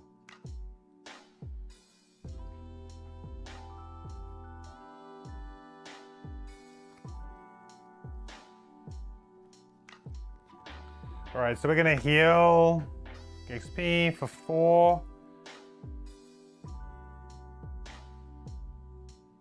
I think like this scenario has a similar issue to what the other scenario had with the columns, in that it's basically a bit of a damage check type scenario, in where you need to kill the enemies really, really quickly, or tank. And I can't really, like, I'm in this awkward position with my party at the moment where I'm not really getting that. I'm kind of just, I'm not really killing things quite quick enough, and I'm not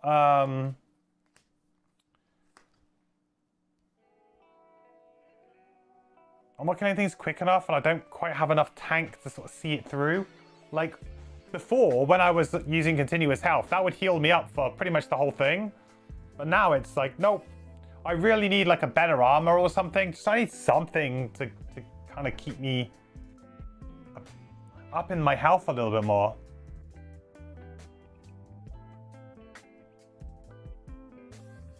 Shuffling? Okay, he's dead. Okay.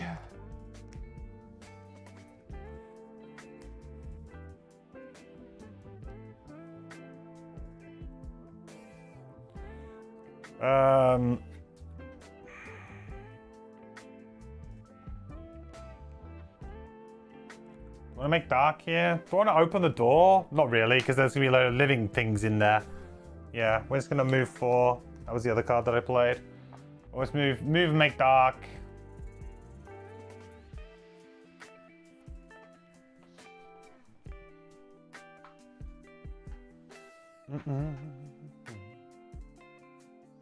You always get kind of anxious when I see me play without sleeves. I would play with sleeves if they didn't look absolutely terrible on camera.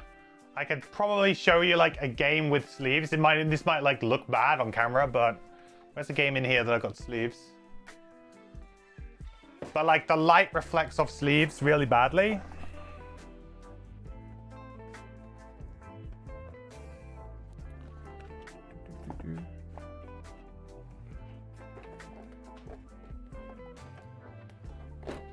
There you go. So that's like typical that the camera's in the wrong area. It'd probably look okay completely face down, to be honest. Probably look okay on the overhead. But like an Everdell card would be like a bit the shiny. It might not actually be that bad, you know. You can probably see it quite well over the top. How about down there on the card selector? It's actually not that bad. I just assumed it would be really bad. Never sort of tried it out. Too late for me to sleeve though, and far too expensive. I can't afford to sleeve. Too late in the day for that now.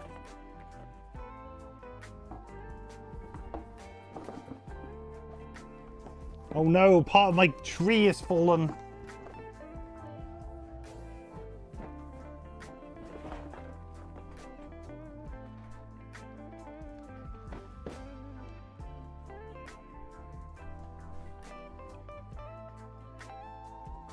"12-hour Frosthaven sleeving streaming coming." Yeah, I couldn't.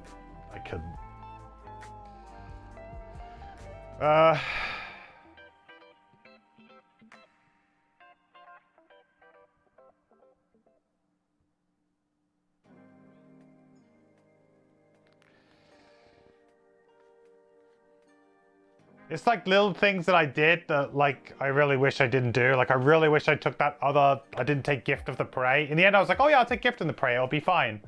It's been terrible. It's been absolutely awful. I feel like I made such a poor decision there.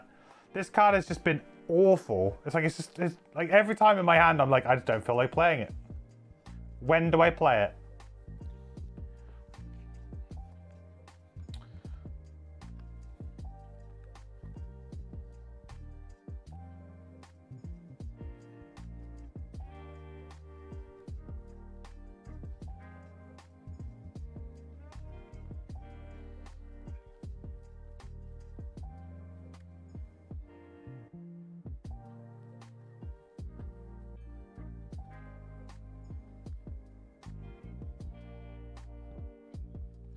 What do? I just heal and do nothing? Open the door, heal, do nothing? Probably. This might be the only time the Gift of the Prey is actually good.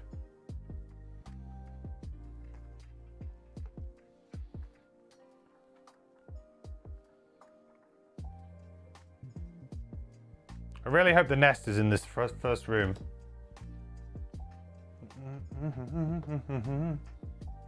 What's the respec cost? 50 gold? I don't, to be honest, don't know. Chunk of Flesh looks so helpful in the past few scenarios too, both top and bottom. Yeah, absolutely. Like, there's so many times where I've been liking, I need to do some damage, but I also need to heal. Like, it's just... yeah, it's an absolute no-brainer. I don't even know if the ranged build is even any good, really, on the Drifter. My impression of it would be that it isn't, but without going really hard on it, I couldn't say for sure, but my impression is that the ranged build is not that great, or at least at this point in time, it's not that great. Might depend on party size, possibly, but even then, I don't know.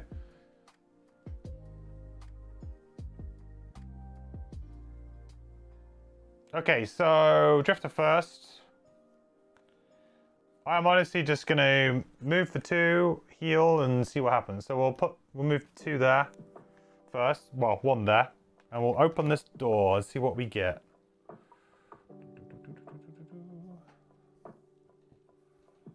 What do we get?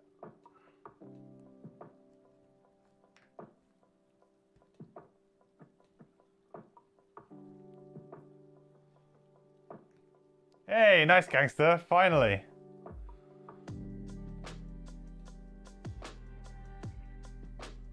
Right, we'll move everything slightly this way, but I mean, I might just reposition everything anyway. We'll see what happens when we put this over. I have to probably move the side cam a little bit. I think the overhead cam should be good though. There you go. Okay, so 66.1.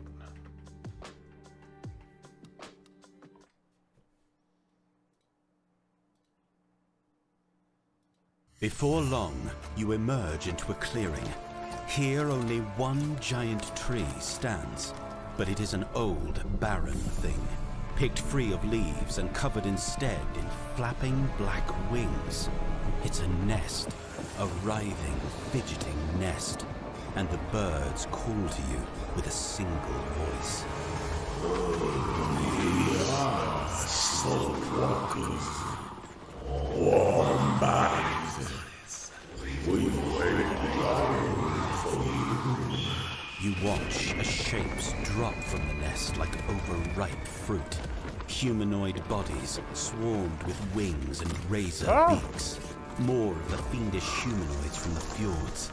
They rise from the ground, grey bipedal creatures with clawed hands and grotesque feet, and fill the air with their screams. Well, you found your bird friends. Now to cleanse this place of the foul things. Wow. It's actually just 2 huge rooms, so I'm gonna have to get the extra tile out. It's 2 big old rooms, everybody.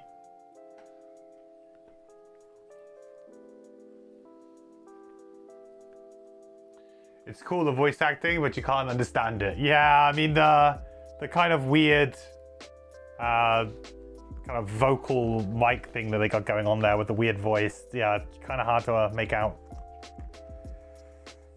Special rules. The Raven Nest has 3 times character times level plus 2 hit points, and Retaliate X range 10, where X is level plus 1 divided by 3 rounded up. It is an enemy to you and an ally to all monsters. At the start of next round and each second round after that, spawn 1 Shrike Fiend at the Raven Nest. It is normal for 2 characters, elite each second spawning for 3 characters, or elite for 4 characters. Okay. Right, so it's pretty far away. It's really far away.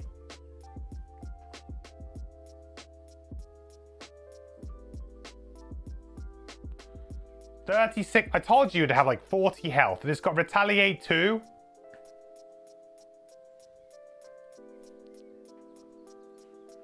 Wow. Is it me, or have the last couple of scenarios just been like absolutely like just horrendous?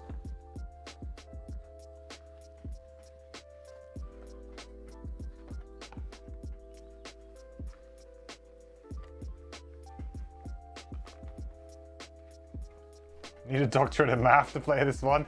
Yeah, good luck trying to work out the health.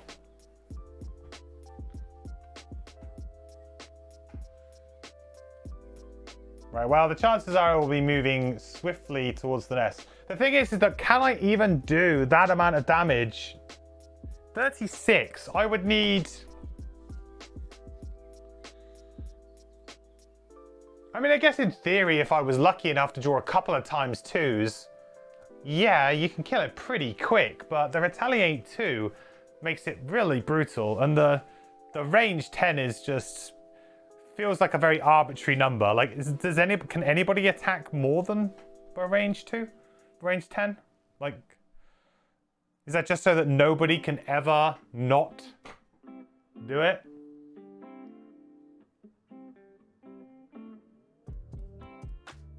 It feels a lot like they are trying to make the game more than kill all enemies.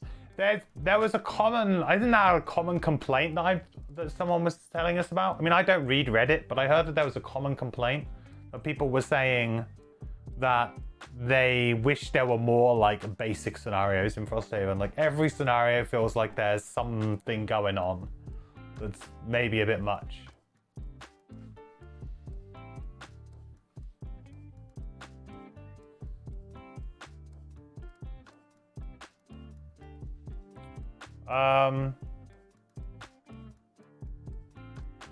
Right.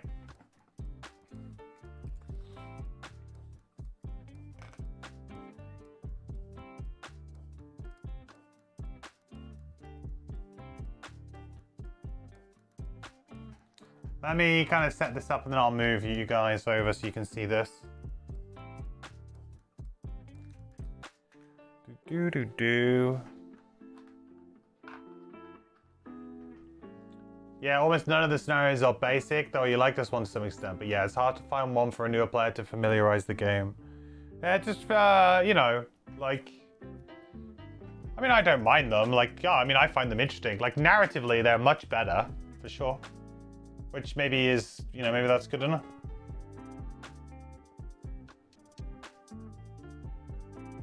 Hang on, what the fuck? It covers over the... What? Oh, it's like this. Interesting.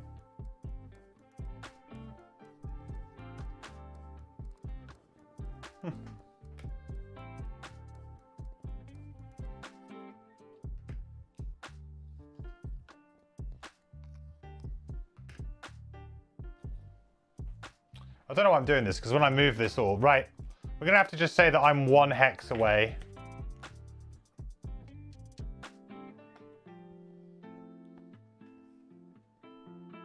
Because by the time I move this, it's going to go everywhere. Okay. And then they're just going to spawn elites every single round as well. Just feels like...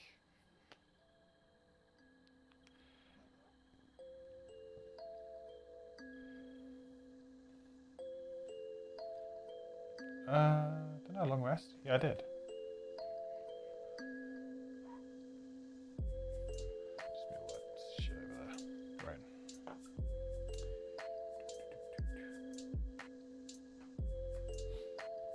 Always kill monster is boring. It's... Yes. If there's too much of it. But there has to be a balance. Because a lot of people just enjoy the kill all monster ones. Because it just allows you to kind of play your engine. The problem with having too many scenarios that deviate away from that is that if you're a character who has a specific engine that you like to play, like for example, the Drifter. I love to, on the Drifter, play my 2 active cards straight away. So then I've got my 2 passives and I know I'm going to play with them. And now I'm set up and I'm ready to go, right?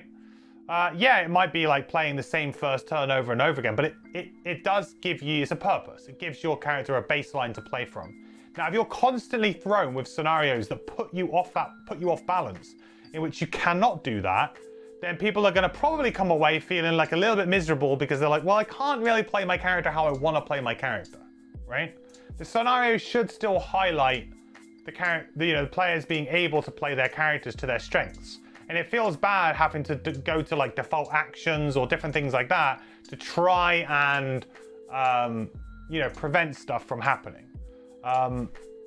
Ultimately you want players to feel like, players want to feel powerful, right? It's one of the things like taking away a lot of the broken stuff from Gloomhaven, I thought could be a bit of a bad idea in some ways because, yeah, a lot of it was janky, but also a lot of it people absolutely adored because they could just, live out this kind of power fantasy at level 9 of just running around, killing things and doing insane combos. And there was a lot of fun in that. Even though, objectively, you'd say, well, the game's maybe a bit too easy now. You got all this stuff. But or it was broken, that probably shouldn't really be allowed. But people enjoy it. People really enjoy it.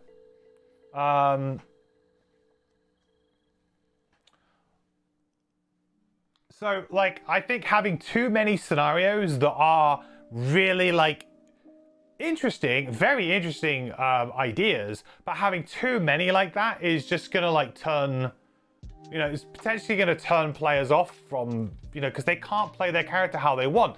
And then what's that gonna make them feel? They're probably gonna, instead of reflecting that at the scenario, what they might do, but they'll also reflect that at the character and say, well, I don't think that character was very good, actually, because I couldn't really, like, I just never really felt like I was very good with that character. And then people will, you know, potentially miss out on playing something really fun because they can't quite get it together. They can't get it going because they always feel like they're on the back foot. You know, it's just like, I don't think like it's, I don't think this is 100% true thing, but it's interesting food for thought again, you know, about how and why some players are probably saying, actually, I'd like there to be more just kill or monster scenarios. It's because, well, it allows you to work out how to just play your character well and enjoy that process of learning that character instead of, you know, possibly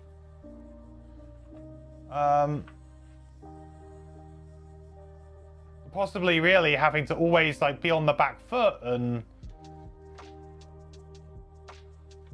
constantly reacting to enemies and things like this rather than being able to maybe be a bit more proactive.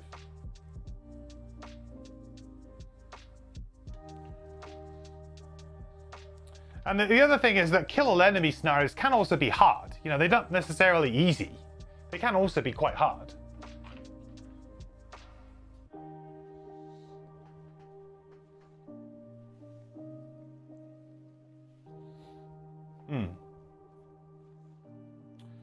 Kill all enemies is more boring if your class has a broken mechanic like many Gloomhaven classes. Well, you say more boring, it depends on what you classify as boring, right? I know some, you know, we all probably know people who will play the most OP broken strategy in any game that they play, which consistently wins and is proven to win. And even though it's like, well, you know that this is just easy, they'll still do it, right? Like, people enjoy the power fantasy of being able to do that. And there's always going to be a demographic of people that enjoy doing that. And there's nothing wrong with that. You know, it's fun sometimes to just absolutely demolish a scenario. Like, to absolutely just dumpster a bunch of enemies and just be like, look at how great I am, you know? There's fun. It's fun.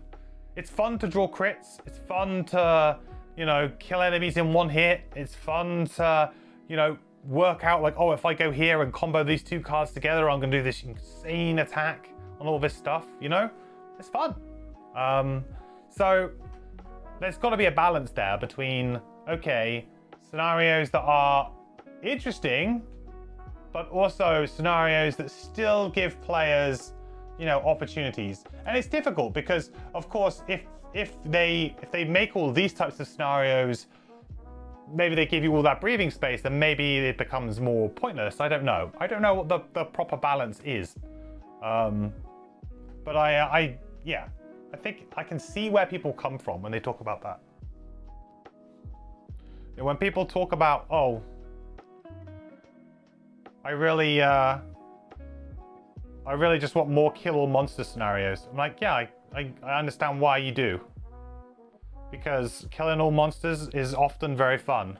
And you just get to play your character. You get to work out how to min-max your damage. Like, you know, I was saying about how playing the Deathwalker sometimes is like feast and famine. Like, sometimes you feel like the most powerful character in the scenario, or one of the most powerful characters I've ever played, and other times I don't. Well, it's scenarios like this where I don't, because I feel like I can't play how I want to play. I can't be like, boom, Eclipse, let's move a load of stuff. Like, I can't. It's just not going to allow, the game's not going to allow me to do that. To say, no, sorry, your priorities have changed. You now need to do this, this, and this. And then maybe you can do that stuff if you manage to manage these elements of the game. But I just want to play Eclipse and drop 3 shadows and start hitting things for a bunch of damage. You can't. So you're like, no, sorry, this scenario, you can't do that. You'll lose if you do that.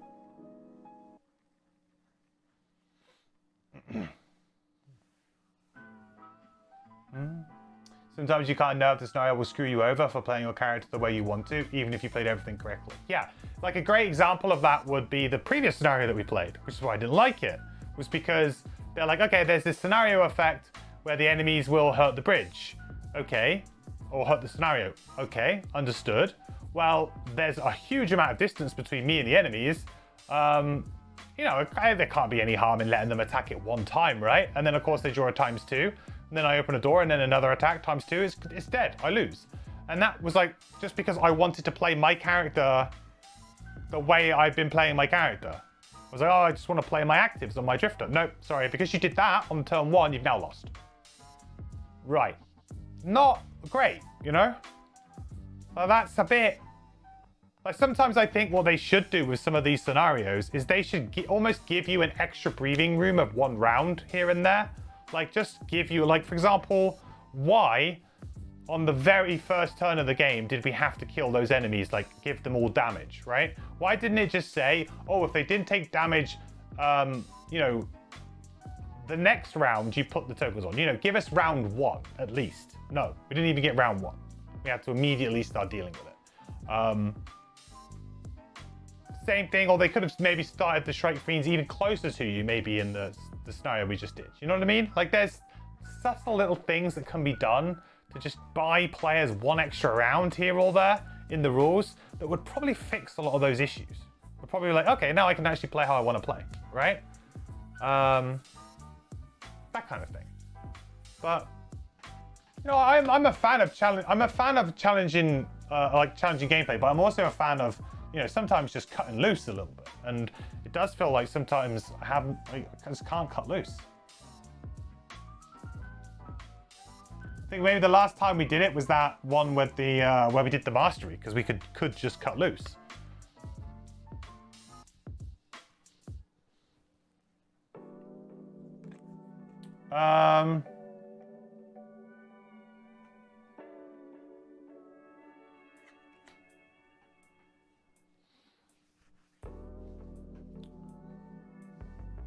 You don't have broken items to go crazy like Gloomhaven, or at least not at the moment.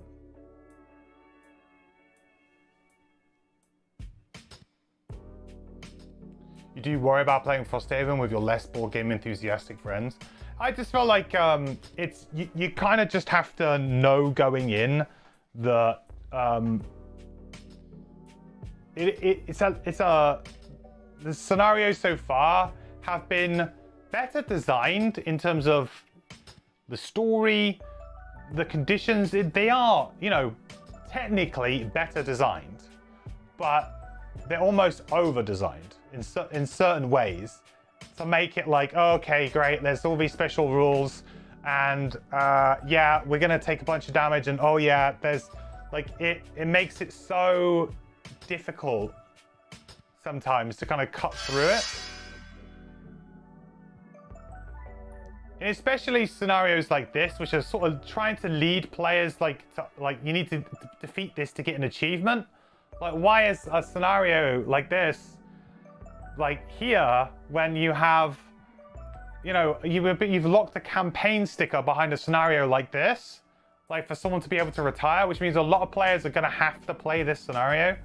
Like, they're going to play this one, and you know, it's a pretty mean scenario to force players to have to play. You know, this is the kind of scenario that I think would be really cool as like an Oozing Grove style thing, which is like, oh, it's one of these cool scenarios that you play like as a side quest, as something when you feel confident, not something that you want to play like on the way forward, you know? Hey, Noticeable. Thanks so much for the Prime sub, buddy. The quest continues. Thank you so much for the support. Appreciate it. 3 months now. It'd be better if you play on normal. Yeah, I mean, I am playing on increased difficulty as well. It's like, and that does come into this. Like, I could just dial the difficulty down. The game is way more difficult than Gloomhaven, for sure. Like Frosthaven, in terms of like raw difficulty level, feels much more difficult. Like, I wouldn't dream of playing any more than this difficulty. Even once experienced, unless I had some kind of incredible combo or something. Some kind of way of like really dealing with stuff. Right, so this is there. Oh, it's because it's like this. The frick?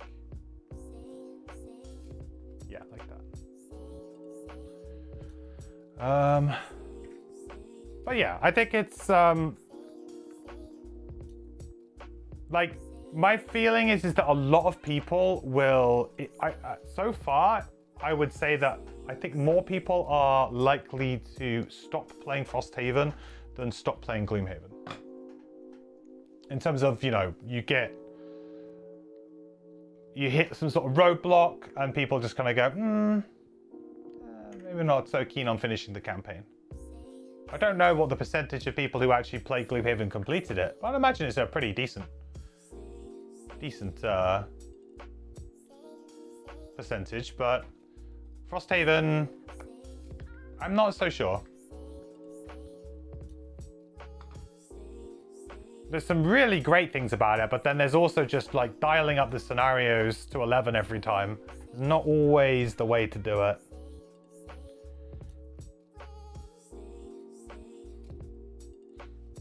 I'll be interested to see what some of the guest design ones are as well, to be honest. Don't think I've played a guest design one yet. But I would imagine like all of the guest design ones are also going to be equally as elaborate and mad. Because no one's going to want to design a scenario that's kill all enemies, are they? Everyone's going to be like, I've designed this really elaborate mechanic.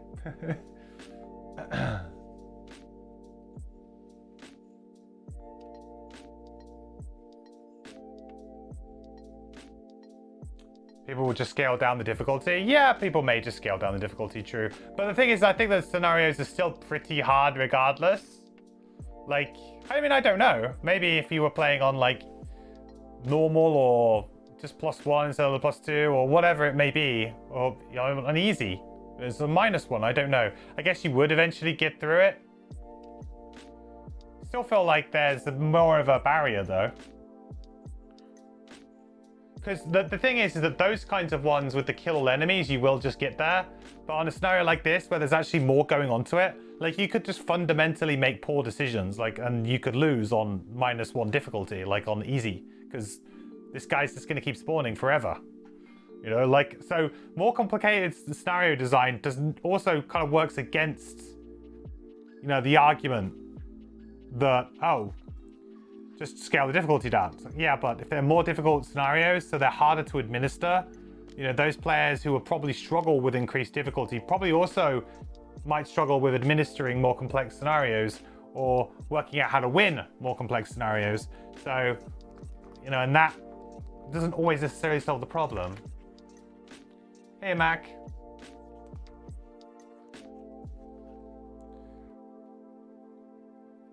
So we need 3 Harrowers, apparently. Because, you know, like, the one thing this scenario needed was the Harrowers. Thematically, I'm not quite sure what the Harrowers are doing here. Like, bugs? Sure.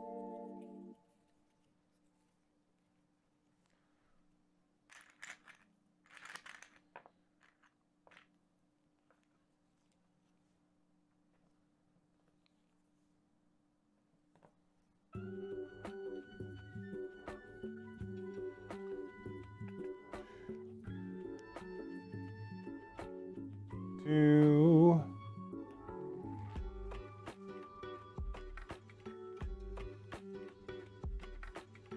4, 3, and 2. 2, 3, 4. Okay. So I think we still got a chance of beating this. You know, it's hard. This is a hard scenario for sure. But I felt like we still got. There's a window. So we need to. I don't think we can avoid not taking any damage here, unfortunately, because of the way this is going to work.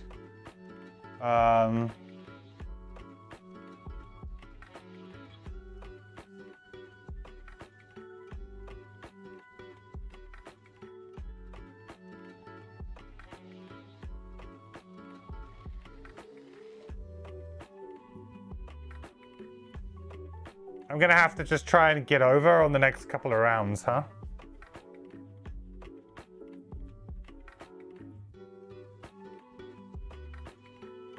I could just drop back 1 hex and then let them come towards me.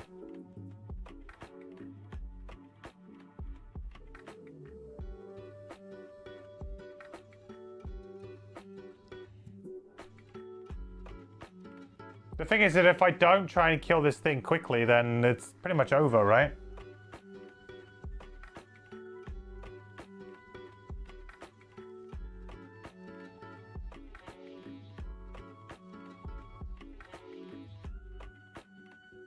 I think if I go here, I only get hit by 1 of them, I think.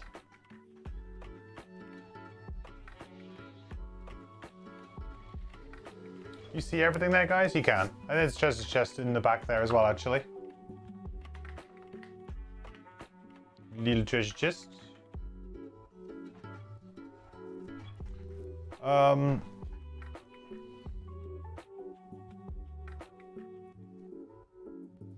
I'm going to heal for 2,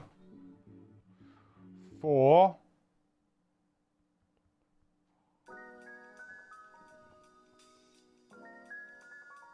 Yeah, I think that's it.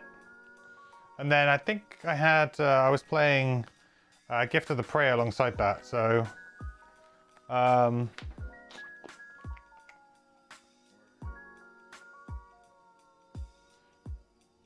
just thinking, like, do I even bother attacking? I mean, I could go there, but then I'm going to be hit by...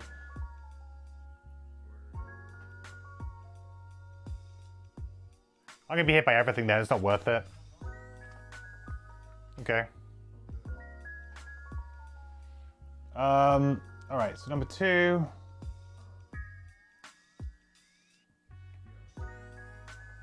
3. Because he can't make the attack from there, so it's just going to go guys closest. Boop.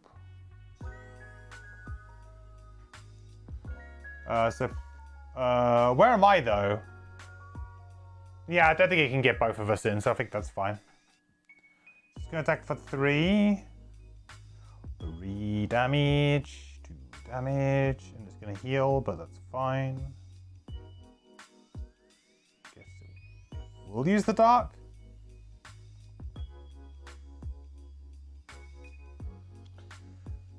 Guess it does, sure. That's annoying.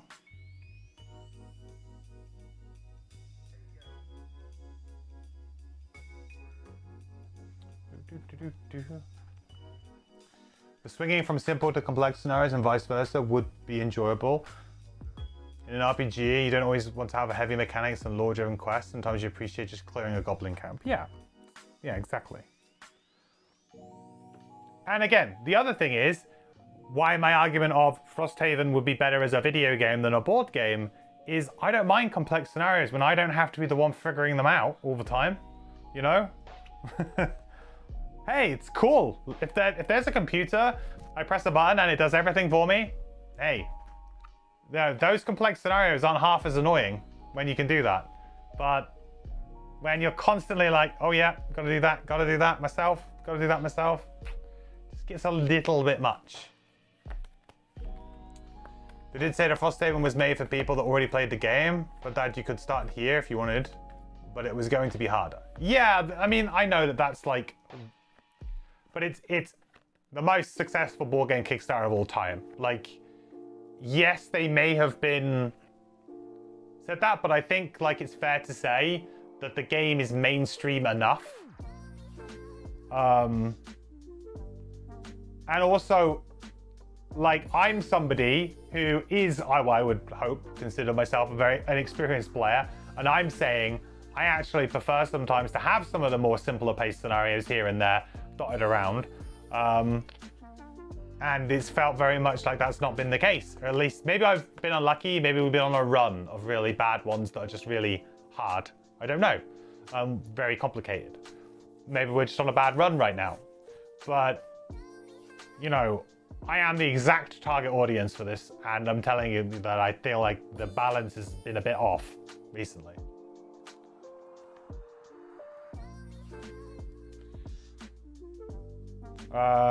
Okay, so we'll move, that's all done now, so we'll move 4. So we were 1 hex away, basically, so 1, 2, 3, 4. I'm just going to try and get myself as close as I can. I'm guessing these guys have got retaliate, right? Yeah.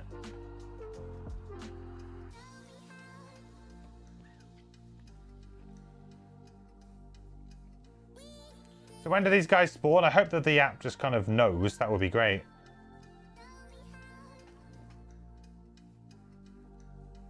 At the start of next round and each second round after that. Okay, so no, it doesn't know. The normal one? Normal.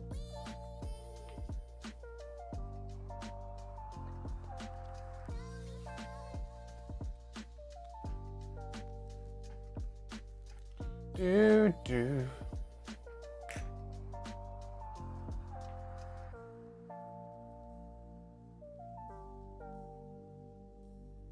I'm going to put it there. Sure. Or do I want to put it like, yeah, or do I want to put it like up here? Thing is, I don't really know. I guess I'll put it here. So then if it does its little AoE thingy, we're not in range. Right. So I just need to run up there again. The problem that I have is I really just have no movement. Maybe I just short rest and get my move 4 back and honestly just try and go. The way that I'm seeing it right now is that I just need to get to the nest and I'm going to try and blitz past these harrowers. And if that might be a bit of a mistake, might not be. Boomba! Hey, buddy. How is it going? Thank you so much for a 21-month sub. My man, welcome back. The quest continues. Thank you so much for all of the support. I believe it's been 21 months.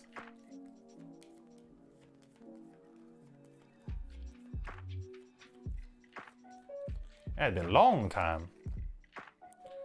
Okay, that's fine. Drifter. Do I need to short rest on the Drifter? I really just need a big move. Do I have a big move somewhere? My 2 big moves are in my... I'll tell you what, this is where I should have probably played the bottom move action, huh? Would have been really helpful if that +2 move to be able to get me over there in like maybe 2 turns.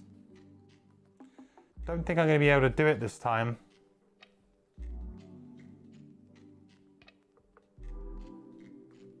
So that's definitely there. I mean I can move 3. I've got a bit of health.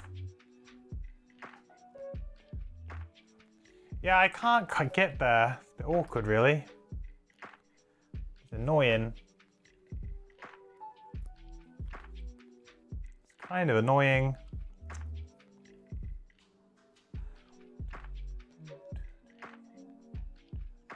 I need to do like a 3 and a 4. But I need to do the 4 and the this round, so I need to short rest. I'm guessing the Raven's Nest is like immune to everything, right? I would assume. It's just an objective. It is immune to everything.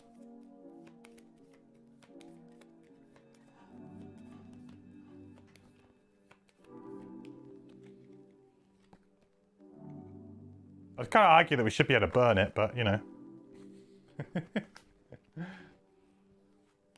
Shouldn't we be able to burn it? Burn it to the ground.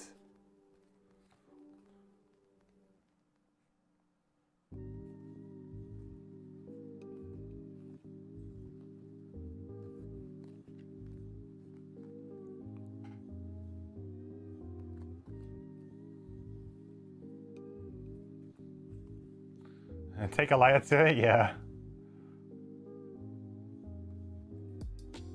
That's one thing that I quite like in Rove that I'm looking forward to playing with is elemental weaknesses and affinities and damage types. Rove is quite clever in that way. So like you'll have enemies that will be like weak to slashing damage. So if you were to use like swords, they do like slashing damage. They have like piercing damage in the game, but then they also have like different elemental resistances to different like magic damage types as well. So So you can either do more or less damage to certain enemies depending on different types.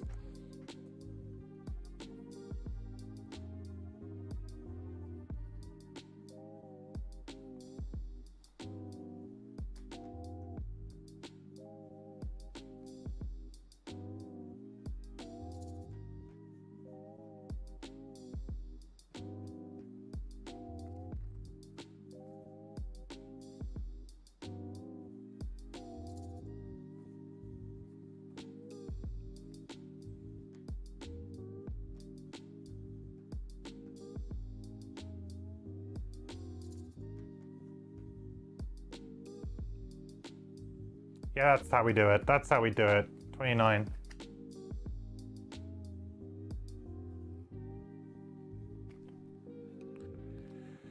Then we just go ham, really. We hope that it's enough.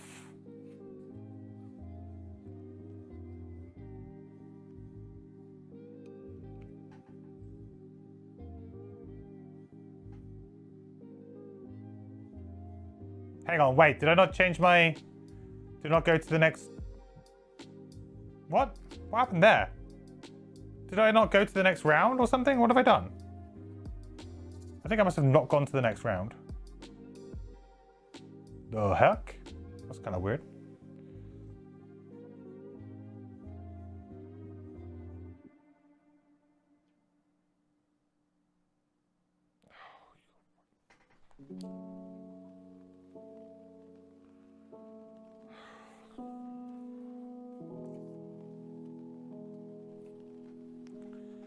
Oh look, attack 5 immobilized. That's fun.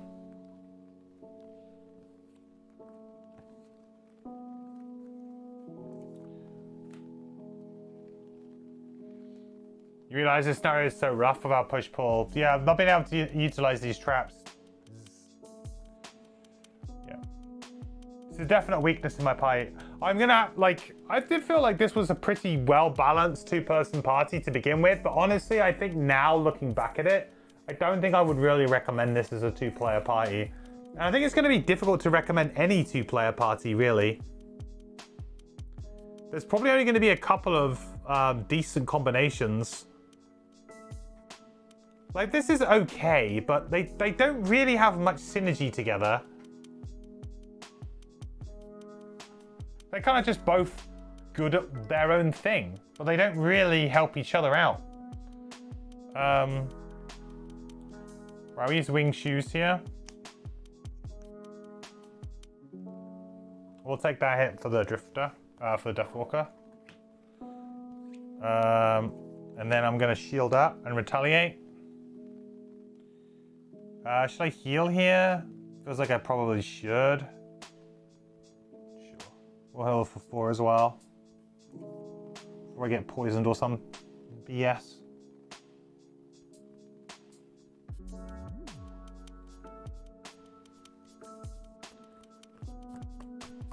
I'm going to expand to 3 with retirement. I've got no space on the table, Phantom. I would love to. That's what I would love to do, but I haven't got enough space on the table to do it. To play 3. But that would be what I would do.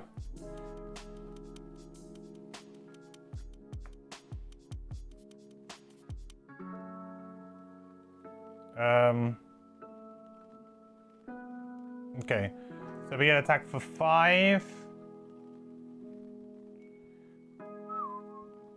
4, 3, so we take 3 damage. That's a pretty good draw. Take that. 1, 2, 3.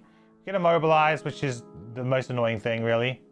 But they take 1 retaliate damage back? Yeah. Not that that's really probably going to matter.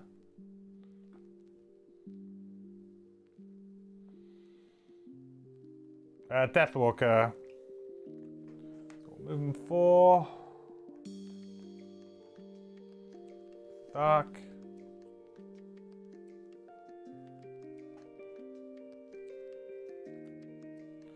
And we're playing Eclipse. Which this is like just basically, can we kill it?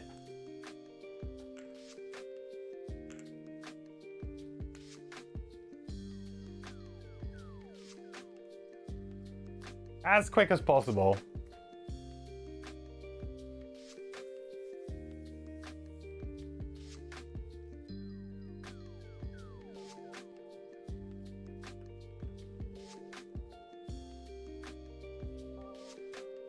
Okay, done. Raven's Rest, nothing happens. So now we go next round. No, you're wrong.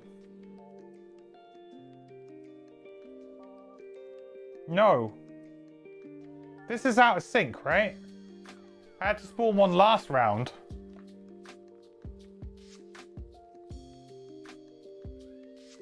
Yeah, it's missed a round. It's missed a round somewhere. So whenever it tells us to spawn a Strike Fiend, we don't. When it doesn't tell us to spawn a Strike Fiend, we do. I think that's the way to do this now.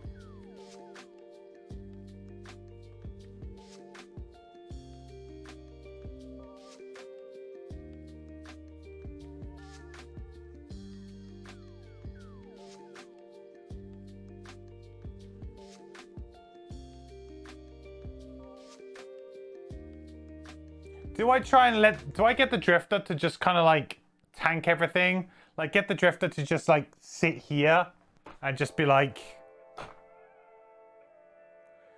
And because, I mean, the Deathwalker, we can attack for like 6 with Strengthen back to back. Like we can essentially, if we draw a ×2 on one of those attacks, we could win very, very quickly with the Deathwalker here.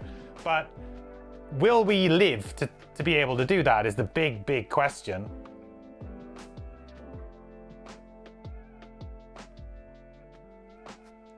Well, I have to short rest with the Deathwalker anyway.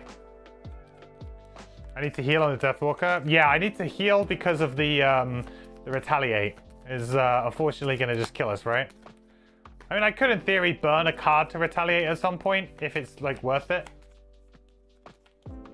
Not having any healing as well has been very difficult on the Deathwalker. It feels like all of my healing only comes from one place.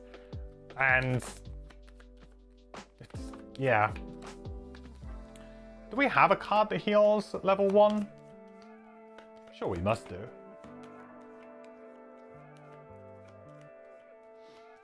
Having a pie without synergies makes the solo difficulty increase even harder. Yeah. But like on paper, these two shouldn't be bad together. All right, that's a really good one. That's the one that I need. Really. So I'm gonna have to take a damage here, which is even worse.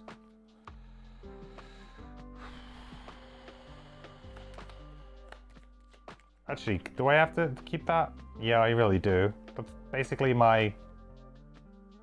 Yeah, I do. I really do.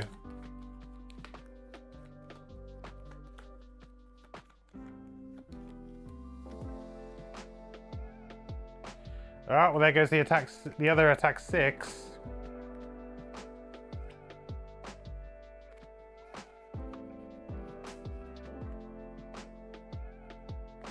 Down to 4 cards. So we're going to short rest then. So we're going to lose Breakthrough here. Not great.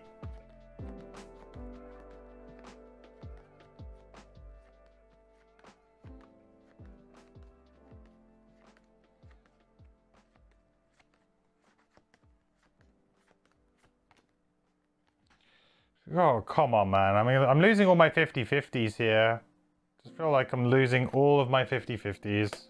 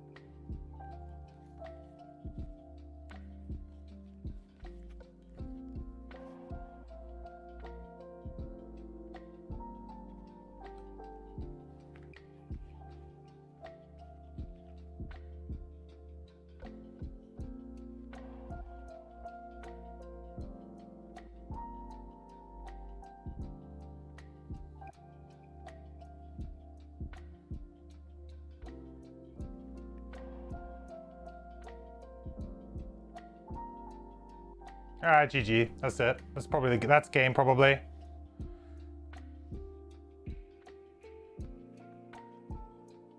Okay.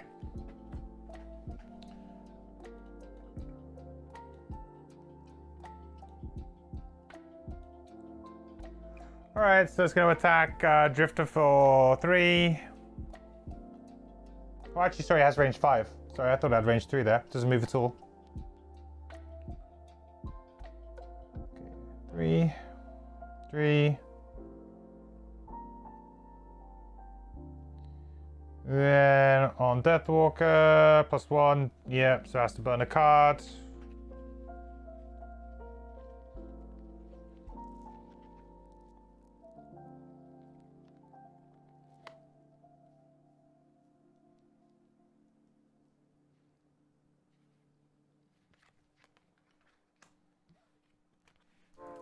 Okay. Drifter's gonna heal for 4. Get rid of continuous. 4. Deathwalker. I think I'm just gonna have to drop the difficulty down, guys. Like, from now on, I'm not enjoying myself playing this game at the moment.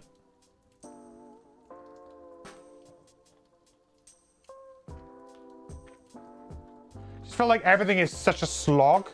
And maybe it's just because with Shrike Fiends, they're just a pain in the ass. I don't know, but like they're just not a fun enemy to play against, I don't think.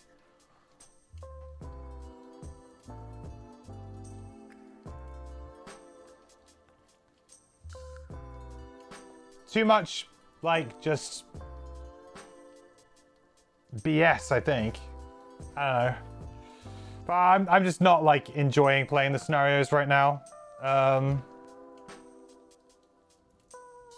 And we've had 3 scenarios like that recently.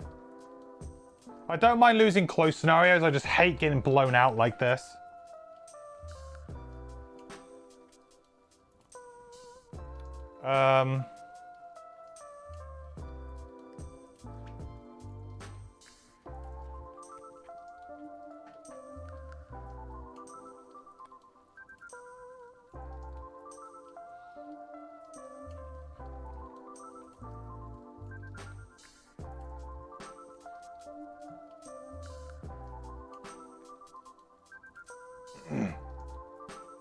On this difficulty level, it feels like I'm fighting against RNG rather than the game, yeah.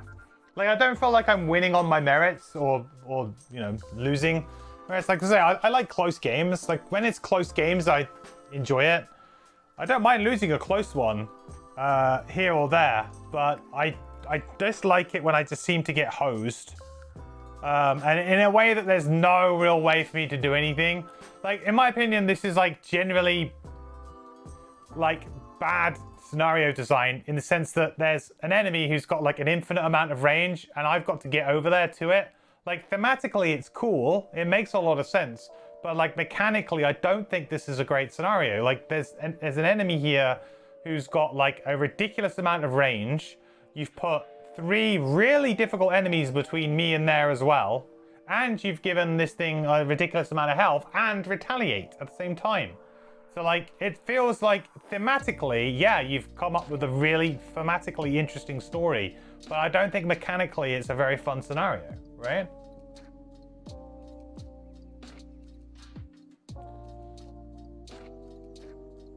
Yeah, I'm on solo +1, so basically I'm on +2 compared to, like, what you would normally be on, yeah. Just...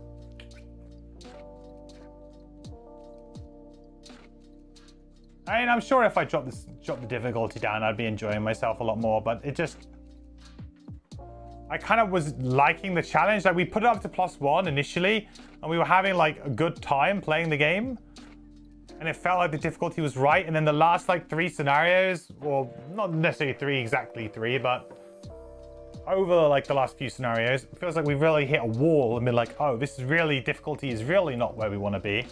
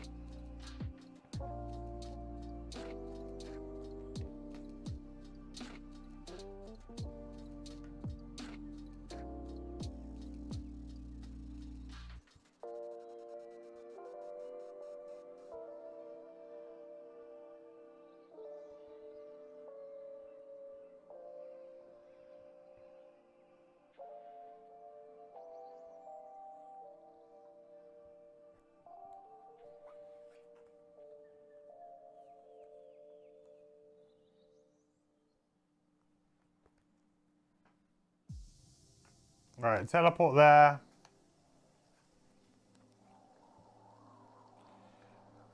We strength potion, muscle potion, power potion, why not? We're all in. To attack for 7.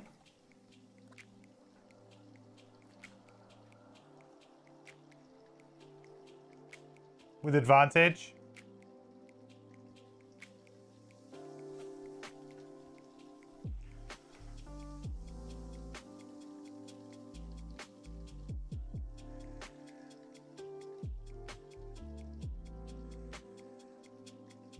Take 2 retaliate.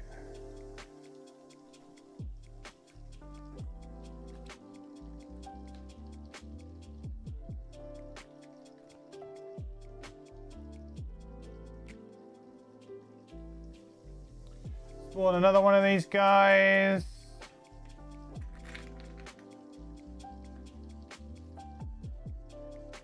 Maybe I can prop the difficulty up with the future party. Yeah, maybe. I like this party was a lot of fun to begin with, but I've really just not been enjoying it for the last few scenarios. Like, it just feels like I don't have the tools that I need. All the scenario itself is just too difficult. Like it's like I'm fighting like I'm being pulled in 2 different directions, you know? Like I don't think it's not necessarily just the scenario's problem. I think it's also the difficulty, but also my party in general. Like I feel like I'm struggling in many different ways here.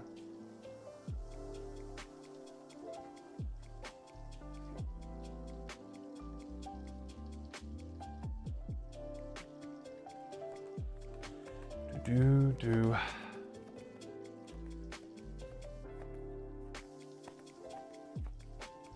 2 characters that have some enhancements. 2 characters that have some enhancements might be nice, but I'm guessing we have to unlock that somehow.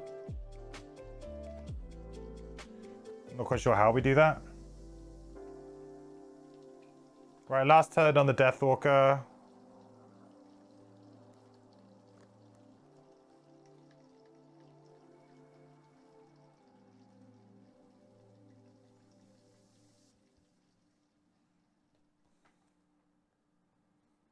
Right, so we just try and win this turn somehow. I don't know how we win, but we try and do some level of amazing amounts of damage and hope that nothing else happens. I don't really know how this works, but we'll see.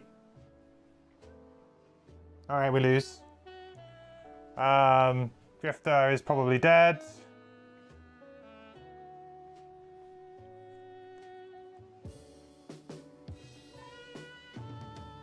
Let's draw 2 cards for Drifter. Yeah. Burn 2 cards.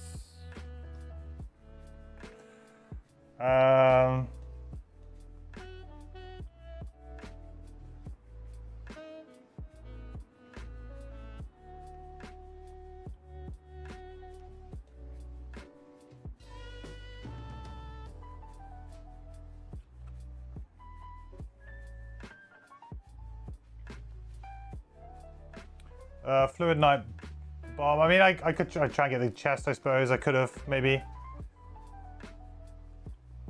Attacking for 6 with advantage.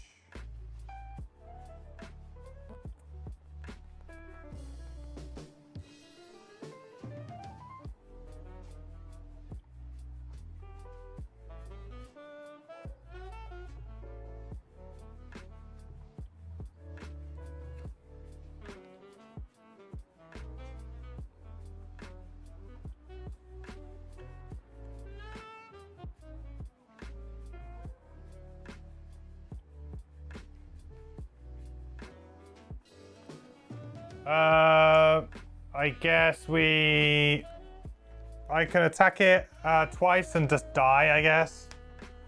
So we're gonna attack for... I've got 3 cards in my discard, so I guess I can get rid of 2 cards from the first attack and then 1 from the second. So I'm gonna attack it for 4 and 4. Who knows? Times 2 and then times 2?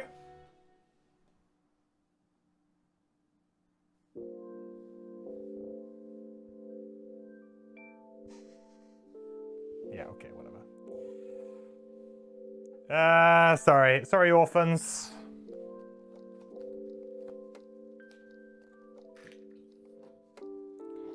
Yeah, I don't know about this difficulty in these characters. I feel like I need to get shot of them fast. If I want to like actually progress in some of these more complicated scenarios, this pie's not it. It's just not working. It doesn't help that I made a few poor choices with my level ups, but that was sort of trying to be a little bit wild and wacky.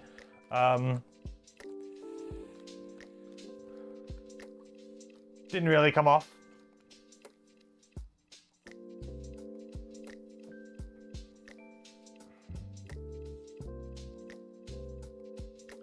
Difficulty on Frosthaven definitely higher than Gloomhaven, both due to some of the tools characters have being different and also just different balance on the design side, you think. Lowering down some, especially for early character, makes a lot of sense, I think. Yeah, I mean, like, I think increased difficulty is definitely something to aspire to, not necessarily something to, like, force yourself into. I've said that before. So I'm just being a little bit stubborn. The last few scenarios I've been stubborn, being like, oh, we've got to play a plus. Like I felt like I could do it, but this is like maybe the third scenario? No, second scenario. The one that we did previously, we're actually quite close to winning it. But the second scenario that we've been in, where I've actually honestly felt like there's no way forward to winning it. Like the flashback point for me was, remember when we did the one on the boat? When the boat was sinking? That was such a fun scenario. Like, that scenario was like the best of Frosthaven. It really was so far. Like, it was tight. We were playing it on plus difficulty, but it was interesting. It was exciting. There were highs, there were lows. We had to have a little bit of luck on our side, but we also just had to play super squeaky, like, clean. It was such a fun scenario that we won by the skin of our teeth with a couple of cards in hand. Like, really good. Whereas all of these other ones have just been like, nah, don't even get a foothold in the scenario. Very hard to get a foothold in the scenario. Like, you're almost starting behind right at the very beginning, and you don't seem to be able to get back into it, you know?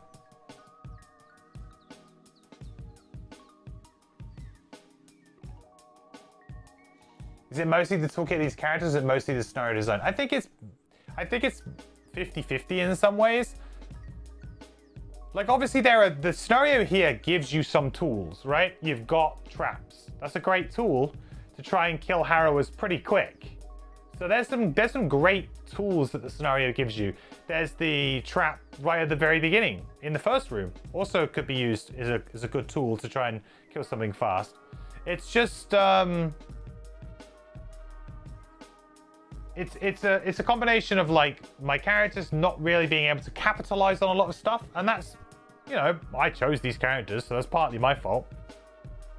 And if anything, this is good because I will be talking, I want to be able to do a video about party compositions soon, and I'm starting to think that this is not a good party composition for anything other than maybe like +1, +0. Because, like, usually if we're close, I'm like, it's fine, we were close. But some of these scenarios, we're not even, like, in spitting different distance. You know, we're coming up, you know, 4 or 5 rounds short. That's pretty bad.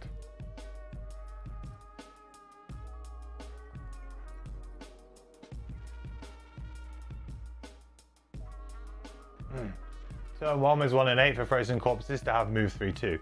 Yeah, like a little bit of bad RNG. Like, this is, I think that the problem is the thing that I've loved about Gloomhaven, because a lot of people would complain about the RNG, right? And it's a bit of a meme, like, we all joke on it. But the thing that I loved about Gloomhaven is that you can win despite bad RNG if you played really, really well. If you figured stuff out, you could, like, kind of evade it, or you could predict it, and you could be like, okay, well, this is coming up, I got to be really careful now. And you would kind of, like, you could feel it coming, and you knew how to, like, play around it, and you could get yourself out of that hole. Frosthaven, for me, or at least with these characters so far, hasn't felt like I could dig myself out of that hole. It's like, if I get in a hole, that's it. You know, you just get buried. It's just sometimes it's a very quick, you get buried very quickly. Sometimes it's just slower, but you are kind of already behind. Like, as I said in the previous room, I was like, I've lost. I knew I'd lost before I'd even gone into the second room. But it was worth just opening to see what this room was about. But so it's very difficult thing, you know?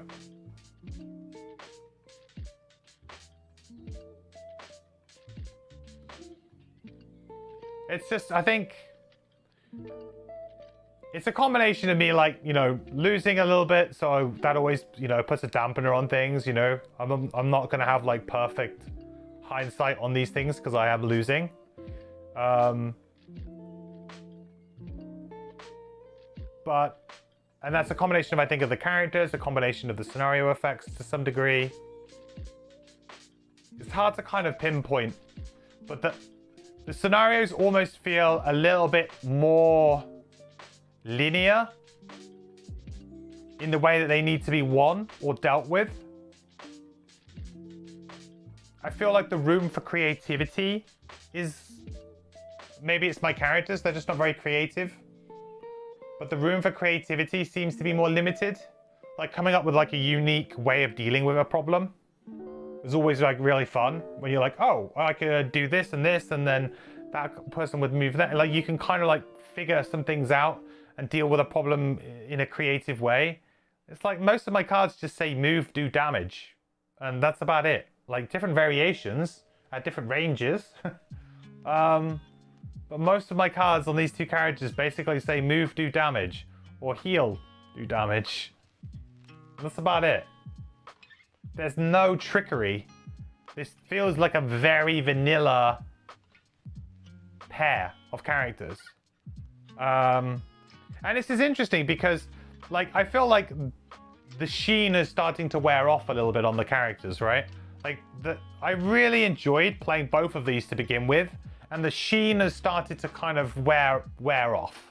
Where, hang on a minute, now these characters don't look very complex or deep or interesting. They're actually starting to look quite normal, really, and quite linear. Whereas before it looked like, oh yeah, there's these interesting things I can do. Like, not really. A lot of what I'm doing is just boiling down to move attack. And that was great to begin with because it was they were high numbers. We were killing enemies. But now that we've like leveled up a bit, we've increased the difficulty a bit. Now I'm getting that Spellweaver squeeze, the Spellweaver squeeze, right? Which was the Spellweaver. When you first start playing the game and you're playing on like normal difficulty, you feel amazing. You're like, I'm blowing stuff up. I'm doing 3 damage to this, doing 3 damage to that. I'm gaining all this experience points. I'm leveling up. Here's my amazing summon. Did all of that cool stuff, and this is what the Deathwalker was feeling like. I was like, wow, I can do all this cool stuff, but all this, use these resources, get that. Attack for like 5 at level 1. Oh my god, this is so good. And then that number hasn't really increased. And the same thing that happened to the Spellweaver has happened to the Deathwalker, and is inevitably started to happen to the Drifter a bit as well, where the numbers have started to squeeze, where all the enemy's health is going up, but my health is not going up at the same rate, and my attacks are not going up at the same rate.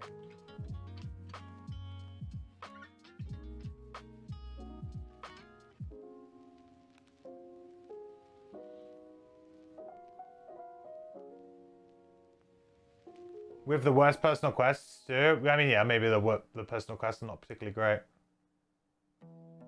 Drift is a pretty straightforward character, for better or worse. Well, I feel like now the Deathwalker is a pretty straightforward character, for better or worse. And one thing that I am kind of very worried about with design, with character design, and I'm going to say it, the characters that I've unlocked are not so far. I haven't played them, and I haven't looked at them in great detail, so I don't know. Maybe I'll uncover something really good.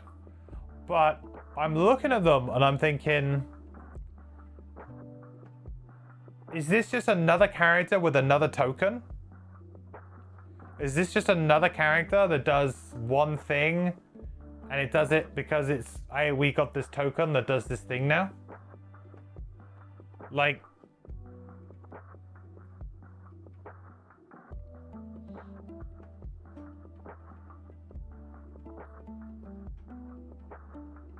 Deathwalker is the one class in Frosthaven you haven't played, and you haven't been super interested in playing, so that's why you didn't comment on it.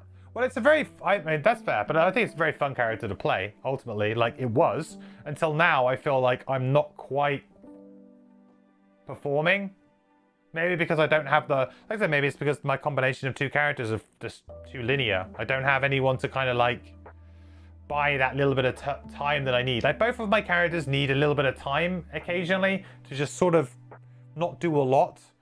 Either to play, like the Drifter to play their actives, or for the Deathwalker to, you know, play some shadows out. Like, there's a few rounds here or there where each of the two characters need a little bit of time off. And I don't feel like the other one can kind of cover the other one in instances like that. It feels like it's, especially now, I just don't have that time. Feels like playing on an intended difficulty from now on will bring me more joy and contribute to a better viewing experience. You played a sequel to a game that was very adept in before and put the difficulty up to hard, and it soured my experience. Yeah, I feel like I'm gonna have to move down, Jockey. I think like that's just how we're gonna have to move back down, which is a shame. But I think, yeah, I'm happy to do that if that's what I need to do. I think still, yeah. Oh, that's the blessing from Jam. That's the blessing from. Isaac, at this point, can we get your approval to add an additional attack modifier deck for allies in the digital version?